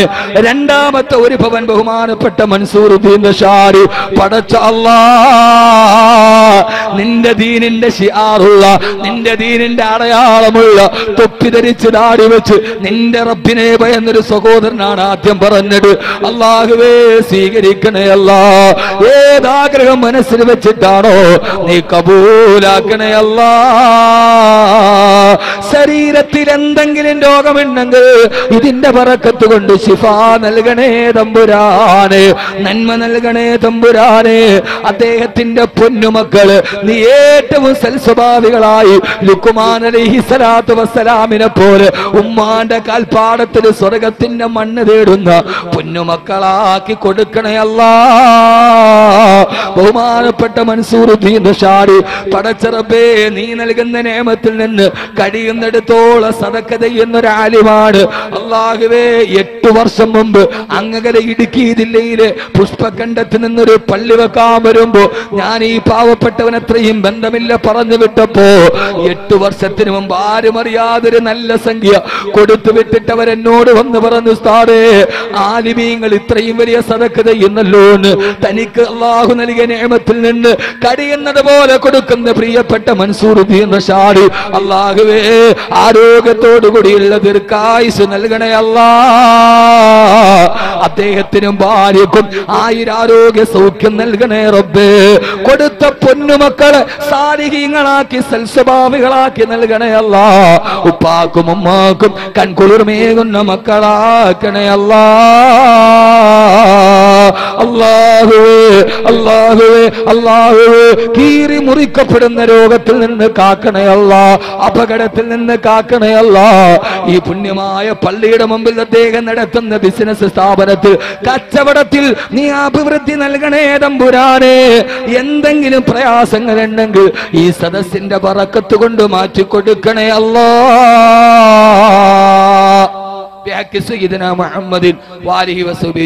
മൂന്നാമത്തെ ഒരു പോനാര ഒരു സഹോദരൻ കുലു തക്ബീർ. അല്ലാഹു സ്വീകരിക്കട്ടെ. അല്ലാഹുവേ അല്ലാഹുവേ ഈ സദസ്സിന്റെ ബറക്കത്ത് കൊണ്ട് ഹാഫിളീങ്ങളുടെ ബറക്കത്ത് കൊണ്ട് അല്ലാഹുവേ നീ സ്വീകരിക്കണേ അല്ലാ. ആ ചോദ്യം എഴുന്നേറ്റ് പറയുമ്പോ പ്രതീക്ഷയോടെ വളർത്തുന്ന പൊന്നുമക്കള് നീ ഹാഫിളീങ്ങളും ആലിമീങ്ങളുമാക്കണേ അല്ലാ. ബിസിനസ്സിൽ ബറക്കത്ത് നൽകണേ അല്ലാ. ഓപ്പറേഷൻ ടേബിളിൽ കയറേണ്ടി വരുന്ന ഒരു രോഗവും നീ അദ്ദേഹത്തിന് നൽകരുതേ തമ്പുരാനെ. അദ്ദേഹത്തിന്റെ കുടുംബത്തിൽ, ബിസിനസ്സിൽ, ജീവിതത്തിൽ നിന്റെ കാവല് നൽകണേ അല്ലാ. നാലാമത്തെ പേര് പറയാത്തൊരു സഹോദരൻ, നാലാമത്തത്. അഞ്ചാമത്തെ അഫ്സൽ എന്ന ചെറുപ്പക്കാരൻ, അഞ്ചാമത്തെ പവൻ ഖുനൂത്ത് തക്ബീർ. അല്ലാഹുവേ നീ സ്വീകരിക്കണേ അല്ലാ. അല്ലാഹുവേ നീ സ്വീകരിക്കണേ അല്ലാ. പടച്ചവനെ ആ പേര് പറയാത്തൊരു സഹോദരൻ അഫ്സൽ എന്ന ചെറുപ്പക്കാരൻ, രണ്ടുപേരും കൂടി അല്ലാഹുവേ ഇത് പൂർത്തീകരിച്ചു തരുമ്പോ അവരുടെ ജീവിതത്തിൽ അതിന്റെ ഐശ്വര്യം നൽകണേ അല്ലാ.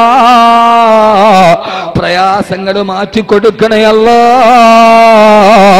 നന്മ നൽകി അനുഗ്രഹിക്കണേ തമ്പുരാനെ. പ്രയാസങ്ങൾ കരുതി വരുത്തണേ തമ്പുരാനെ. ആ ചെറുപ്പക്കാരന്റെ ജീവിതത്തിൽ നീ നല്ല മുന്നേറ്റം നൽകണേ അല്ലാ. ഖൈറിന്റെ വാതിൽ തുറന്നു കൊടുക്കണേ തമ്പുരാനെ.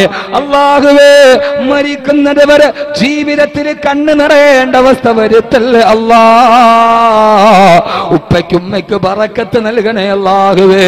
കുടുംബ ജീവിതത്തിൽ ഐശ്വര്യം നൽകണേ തമ്പുരാനെ. അല്ലാഹുവേ മരണം വരെ നിന്റെ കാവല് നൽകി അപകടത്തിൽ നിന്ന് കാക്കണേ അല്ലാ. മുഹമ്മദ് ആരും എഴുന്നേക്കരുത്. അവിടെ 5 മിനിറ്റ് ഉണ്ട്. ഖുനൂത്ത് തക്ബീർ. അല്ലാഹുവേ നീ സ്വീകരിക്കണേ അല്ലാ. പടച്ച റബ്ബേ, അൽ-ഇഹ്സാനിന്റെ ഒരു പ്രവർത്തകന്റെ ഭാര്യ ഈ വയല് കേൾക്കാൻ വന്നതാണ്. പൊന്നുമോള് കൈത്തണ്ടയിൽ നിന്നോടിയ വളയാണിത്. അല്ലാഹുവേ അല്ലാഹുവേ, നാളെ ഇതിനു പകരം യുഹല്ലൗന ഫീഹാ മിൻ അസാവിറ മിൻ ദഹബിൻ വലുലുആ,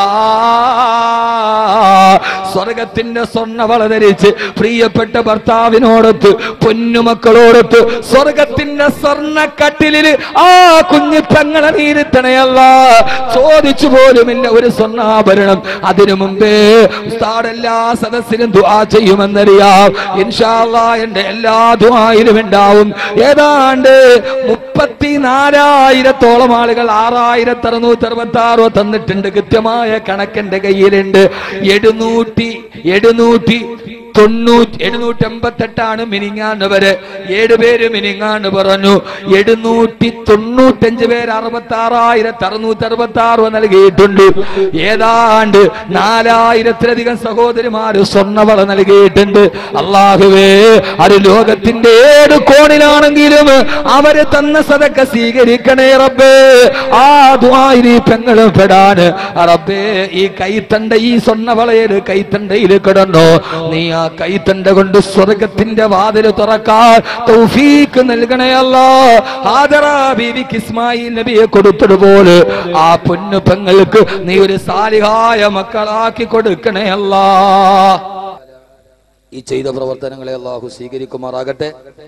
അൽ-ഇഹ്സാന്റെ ഈ പ്രിയപ്പെട്ട പ്രവർത്തകരുടെ ത്യാഗത്തോടു കൂടിയുള്ള ഈ പ്രവർത്തനത്തെ അല്ലാഹു സുബ്ഹാനഹു വ തആല കബൂലാക്കുമാറാകട്ടെ. വളരെ പ്രതികൂലമായ കാലാവസ്ഥയാണ്. ഇൻഷാ അല്ലാഹ് നമുക്ക് പെട്ടെന്ന് ദുആ ചെയ്ത് പിരിയാം. അൽഹംദുലില്ലാഹി റബ്ബിൽ ആലമീൻ. اللهم صل على سيدنا محمد وعلى آل سيدنا ومولانا محمد. ربنا ظلمنا أنفسنا وإن لم تغفر لنا وترحمنا لنكونن من الخاسرين. أرحم الرحيم ആയ അല്ലാഹുവേ, പരമദയാലുവായ തമ്പുരാനെ, അല്ലാഹുവേ, ഞങ്ങളുടെ പാപങ്ങളെല്ലാം നീ പുറത്തു മാപ്പാക്കണേ അല്ലാ. അറിഞ്ഞും അറിയാതെയും രഹസ്യമായും പരസ്യമായും ധാരാളം തെറ്റുകൾ ചെയ്ത പാപികളാണ് തമ്പുരാനെ. അല്ലാഹുവേ, എല്ലാ പാപങ്ങളും പുറത്തു മാപ്പാക്കി നിന്റെ സ്വർഗത്തിന്റെ അവകാശികളാക്കണേ അല്ലാ. ഞങ്ങളുടെ തുച്ഛമായ അമലുകൾ കൊണ്ട് സ്വർഗപ്രവേശനം സാധ്യമാവില്ല റബ്ബേ. അല്ലാഹുവേ, നിന്റെ വിശാലമായ മഗ്ഫിറത്ത് കൊണ്ട് ഞങ്ങളുടെ സ്വർഗത്തിന്റെ പ്രവേശം നീ എളുപ്പമാക്കണേ അല്ലാ. അല്ലാഹുവേ, ഞങ്ങളിൽ നിന്ന് മരണപ്പെട്ടു പോയവരുടെ ഖബറിടം നീ വിശാലമാക്കണേ തമ്പുരാനെ. അല്ലാഹുവേ ധാരാളം ആളുകൾ മരണപ്പെട്ടവർക്ക് വേണ്ടി ദുആ ചെയ്യാൻ സദഖ നൽകിയിട്ടുണ്ട്. അവരുടെ കബറത്തിലേക്ക് അതിന്റെ വെളിച്ചം നൽകണേ അല്ലാഹ്. നാളെ നടക്കുന്ന കിഡ്നിയുടെ ഓപ്പറേഷന് വേണ്ടി ദുആ ചെയ്യാൻ സദഖ നൽകിയവർ ആ ഓപ്പറേഷൻ വിജയകരമാക്കണേ അല്ലാഹ്. സംസാരശേഷിയില്ലാത്ത മകന് വേണ്ടി തന്നവരുണ്ട്. റബ്ബേ സംസാരശേഷി നൽകണേ അല്ലാഹ്. പടച്ചവനെ മാരകമായ രോഗം കൊണ്ട് ബുദ്ധിമുട്ടുന്നവർ, ഹൃദയത്തിന് പോക്കുള്ളവർ, കിഡ്നി തകരാറിലായവർ, മാരകമായ ക്യാൻസർ വേട്ടയാടിയവർ, ദുരിതത്തിന്റെ കയത്തിൽ കിടന്ന് തുടയുന്ന എത്രയെത്ര തീരാ രോഗത്തിന്റെ നടുവിൽപ്പെട്ടവർ, നീ അവർക്ക് ശമനം നൽകണേ അല്ലാഹ്. നീ ശിഫാ നൽകണേ അല്ലാഹ്. അവസാനം വരെ മാരകമായ രോഗത്തിൽ നിന്ന് ഞങ്ങളെ കാക്കണേ തമ്പുരാനെ. അല്ലാഹുവേ ഞങ്ങളിൽ നിന്ന് മരണപ്പെട്ടു പോയവർ ബഹുമാനപ്പെട്ട എന്റെ പ്രിയപ്പെട്ട ഉസ്താദ് പി.കെ. കോയ മൗലാന ഖദ്ദസല്ലാഹു സിർറഹുൽ അസീസ് ഖബറിടം വിശാലമാക്കണേ അല്ലാഹ്. പടച്ചവനെ പാരത്രിക ജീവിതം ഖൈറാക്കണേ അല്ലാഹ്. ദക്ഷിണ കേരള ജമിയത്തുൽ ഉലമയ്ക്ക് നേതൃത്വം നൽകിയ എത്രയെത്ര മഹാന്മാരായ ഉസ്താദ് ഖബറിലേക്ക് പോയി മദ്രസക്ക് വേണ്ടി ദീനിന് വേണ്ടി അവർ ചെയ്ത പ്രവർത്തനങ്ങൾ കബൂലാക്കണേ അല്ലാഹ്. പടച്ച റബ്ബേ അല്ലാഹുവേ അല്ലാഹുവേ ഞങ്ങളുടെ ആലിമീങ്ങൾ ഞങ്ങളുടെ ഉസ്താദന്മാർ സ്വീകരിക്കണേ റബ്ബേ. ഞങ്ങളുടെ മാതാപിതാക്കൾക്ക് പുറത്തു കൊടുക്കണേ അല്ലാഹ്. രോഗങ്ങൾ ശിഫയാക്കണേ അല്ലാഹ്. ഞങ്ങളെ നൊന്ത് പ്രസവിച്ച് വളർത്തിയ ഉമ്മയെയോ കട്ടപ്പെട്ട് വളർത്തിയ ഉപ്പയെയോ മാരക രോഗങ്ങൾ കൊണ്ട് നീ പരീക്ഷിക്കല്ലേ അല്ലാഹ്. ഞങ്ങളുടെ ഭാര്യമാരെ സാലിഹാത്തുകളാക്കണേ റബ്ബേ. ഞങ്ങൾക്ക് വേണ്ടി ഭക്ഷണം വിളമ്പി തന്ന് വസ്ത്രമലക്കി തന്ന് ഞങ്ങൾക്ക് കൂട്ടാളികളായ ഞങ്ങളുടെ പ്രിയപ്പെട്ട ഭാര്യമാർ, നീ അവരെ ഒരു രോഗം കൊണ്ടും തളർത്തല്ലേ അല്ലാഹ്. അവരുടെ മാതാപിതാക്കൾക്കും ബറക്കത്ത് നൽകണേ റബ്ബേ. മരിച്ചുപോയ ഭാര്യാപിതാവിന്റെ ഖബറിടം വിശാലമാക്കണേ അല്ലാഹ്. ജീവിച്ചിരിക്കുന്ന ഉമ്മയ്ക്കും നീ ആഫിയത്തും ആരോഗ്യവും നൽകണേ അല്ലാഹ്. പടച്ചവനെ ഞങ്ങളുടെ മക്കളെ സാലിഹീങ്ങളാക്കണേ അല്ലാഹ്. സൽസ്വഭാവികളാക്കണേ അല്ലാഹ്. ഇവിടെ നിൽക്കുന്ന ഓരോരുത്തരുടെയും മക്കളെ ഹാഫിളീങ്ങളും ആലിമീങ്ങളുമാക്കണേ അല്ലാഹ്. മക്കളെ ഹാഫിളാക്കാൻ ചേർത്തവരുണ്ട്, വിജയകരമായി പൂർത്തീകരിക്കണേ അല്ലാഹ്. ജാമിയ സലാഹിലെ ഹിഫ്ദ് വിദ്യാർത്ഥികൾ ആലിമീങ്ങൾ നാഫിയ ഇൽമു നൽകണേ തമ്പുരാനെ. അല്ലാഹുവേ ഞങ്ങളുടെ ഇഹത്തിലും പരത്തിലും പ്രയോജനം ചെയ്യുന്ന മക്കളാക്കണേ അല്ലാഹ്. പടച്ചവനെ പ്രിയപ്പെട്ട മൻസൂർ ഉസ്താദിന്റെ മക്കള് ദാറുൽ ഹുദയുടെ കോളേജിൽ പഠിക്കുകയാണ്. യഥാർത്ഥ ആലിമീങ്ങളാക്കി വളർത്തി കൊടുക്കണേ അല്ലാഹ്. ഇതിനു വേണ്ടി അശ്രാന്ത പരിശ്രമം ചെയ്ത് ഇർഷാദ് മൗലവി അടക്കമുള്ള എന്റെ പ്രിയപ്പെട്ട സുഹൃത്തുക്കൾ ആലിമീങ്ങൾ മക്കളെയും ജീവിതത്തിലും ബറക്കത്ത് നൽകണേ അല്ലാഹ്. പ്രിയപ്പെട്ട മുസ്തഫ ഹസ്രത്ത് അടക്കമുള്ള എന്റെ വന്ദ്യരായ ഗുരുനാഥന്മാർ, ഈ ഇൽമിന്റെ കാരണക്കാർ ആഫിയത്തും ആരോഗ്യവും നൽകണേ റബ്ബേ. അൽ ഇഹ്സാന്റെ പ്രവർത്തകർക്ക് നീ സർവ പ്രതിഫലവും നൽകണേ അല്ലാഹ്. അവരുടെ കുടുംബത്തിന്റെ പ്രയാസം മാറ്റണേ അല്ലാഹ്. നല്ല ജോലി കൊടുത്ത് അനുഗ്രഹിക്കണേ തമ്പുരാനെ. ഈ കോരി ചൊരിയുന്ന മഴയത്തും മങ്ങലേന്നത് കേൾക്കാനത്തിന്റെ പ്രിയപ്പെട്ട ചെറുപ്പക്കാരുണ്ട്, ആലിമീങ്ങളുണ്ട് റബ്ബേ. ചെറിയ ചെറിയ കച്ചവടം ചെയ്യുന്നവർ ബറക്കത്ത് നൽകണേ അല്ലാഹ്. കൂലിപ്പണി ചെയ്ത് പോറ്റുന്നവർ റബ്ബേ, അവർക്കൊക്കെ നീ ആരോഗ്യം നൽകണേ അല്ലാഹ്. പെയിന്റിങ് ചെയ്തും ഓട്ടോറിക്ഷ ഓടിച്ചും മീൻ കച്ചവടം നടത്തിയും കൂലിപ്പണി ചെയ്തും ജീവിതത്തിന് നെട്ടോട്ടം ഓടുന്നവരാണ് ഈ പാവപ്പെട്ട ചെറുപ്പക്കാര്. റബ്ബേ നീ അവരെ കൈവിടല്ലേ അല്ലാഹ്. ആരോഗ്യം നിലനിർത്തണേ അല്ലാഹ്. ഈ കടുവാപ്പള്ളിയുടെ ചുറ്റുഭാഗത്ത് കൊച്ചു കൊച്ചു കച്ചവട സ്ഥാപനങ്ങൾ നീ ഇതിന് ബറക്കത്ത് നൽകണേ തമ്പുരാനെ. ഇതിന്റെ ജമാഅത്തിന്റെ ഭാരവാഹികൾ പ്രിയപ്പെട്ട സുഹൃത്തുക്കൾ നന്മ നൽകണേ അല്ലാഹ്. ഇന്ന് ഈ വിനീതന് ഭക്ഷണം നൽകിയ കുടുംബത്തിന് ബറക്കത്ത് നൽകണേ റബ്ബേ. പുതിയ വീടെന്ന അവരെ ചിന്തയിൽ നീ എത്രയും പെട്ടെന്ന് പൂർത്തീകരിച്ചു കൊടുക്കണേ തമ്പുരാനെ. ആ ഗൃഹനാഥന്റെ വിദേശ ജോലിയിൽ ബറക്കത്ത് നൽകണേ അല്ലാഹ്. ഭാര്യയെ മക്കളെ കബൂലാക്കണേ അല്ലാഹ്. അവസാനം മരിക്കുന്ന നേരം കലിമ പറഞ്ഞ് സ്വർഗം കണ്ട് മരിപ്പിക്കണേ റബ്ബേ. ഹിസാബ് ലഘൂകരിക്കണേ അല്ലാഹ്. സിറാത്ത് മിന്നൽ വേഗത്തിൽ കടത്തണേ അല്ലാഹ്. സഹായിച്ചവരുണ്ട്, സഹകരിച്ചവരുണ്ട്. ഉസ്താദേ ദുആയിലും മറക്കരുതെന്ന് പറഞ്ഞ പതിനായിരക്കണക്കിന് ആളുകൾ, 6666 തന്നവർ, സ്വർണ്ണാഭരണം തന്നവർ, ഈ വിനീതന്റെ സ്ഥാപനത്തിലേക്ക് സദക്ക ചെയ്തവർ, അവരെവിടെയാണെങ്കിലും അവരെ ഹലാലായ മുറാദ് ഹാസിലാക്കണേ അല്ലാഹ്. വിദേശത്ത് ജോലി ചെയ്യുന്ന എത്രയെത്ര പ്രവാസികൾ ഉസ്താദേ ദുആയിലും മറക്കരുതെന്ന് പറഞ്ഞിട്ടുണ്ട്. അവരെ വിദേശത്തിന്റെ ജോലിയിൽ ബറക്കത്ത് നൽകണേ റബ്ബേ. സൗദിയിൽ വീണ്ടും നിക്കാഹ് കാത്തു പിടിമുറുക്കുകയാണ്. എത്ര പേര് ആശങ്കയിലാണ്, മാറ്റിക്കൊടുക്കണേ അല്ലാഹ്. ഞങ്ങളുടെ ഗൾഫുകാരെ കാത്തോളണേ റബ്ബേ. പടച്ചവനേ ഞങ്ങളുടെ ദുആകളെ നീ സ്വീകരിക്കണേ അല്ലാഹ്. റബ്ബനാ തഖബ്ബൽ മിന്നാ ഇന്നക അൻതസ് സമീഉൽ അലീം വതുബ് അലൈനാ ഇന്നക അൻതത് തവ്വാബുർ റഹീം. ബിഹഖി സല്ലല്ലാഹു അലൈഹി വസല്ലം. സല്ലല്ലാഹു അലാ മുഹമ്മദ് സല്ലല്ലാഹു അലൈഹി വസല്ലം. അല്ലാഹുമ്മ സല്ലി അലാ മുഹമ്മദ് യാ റബ്ബി സല്ലി അലൈഹി വസല്ലം.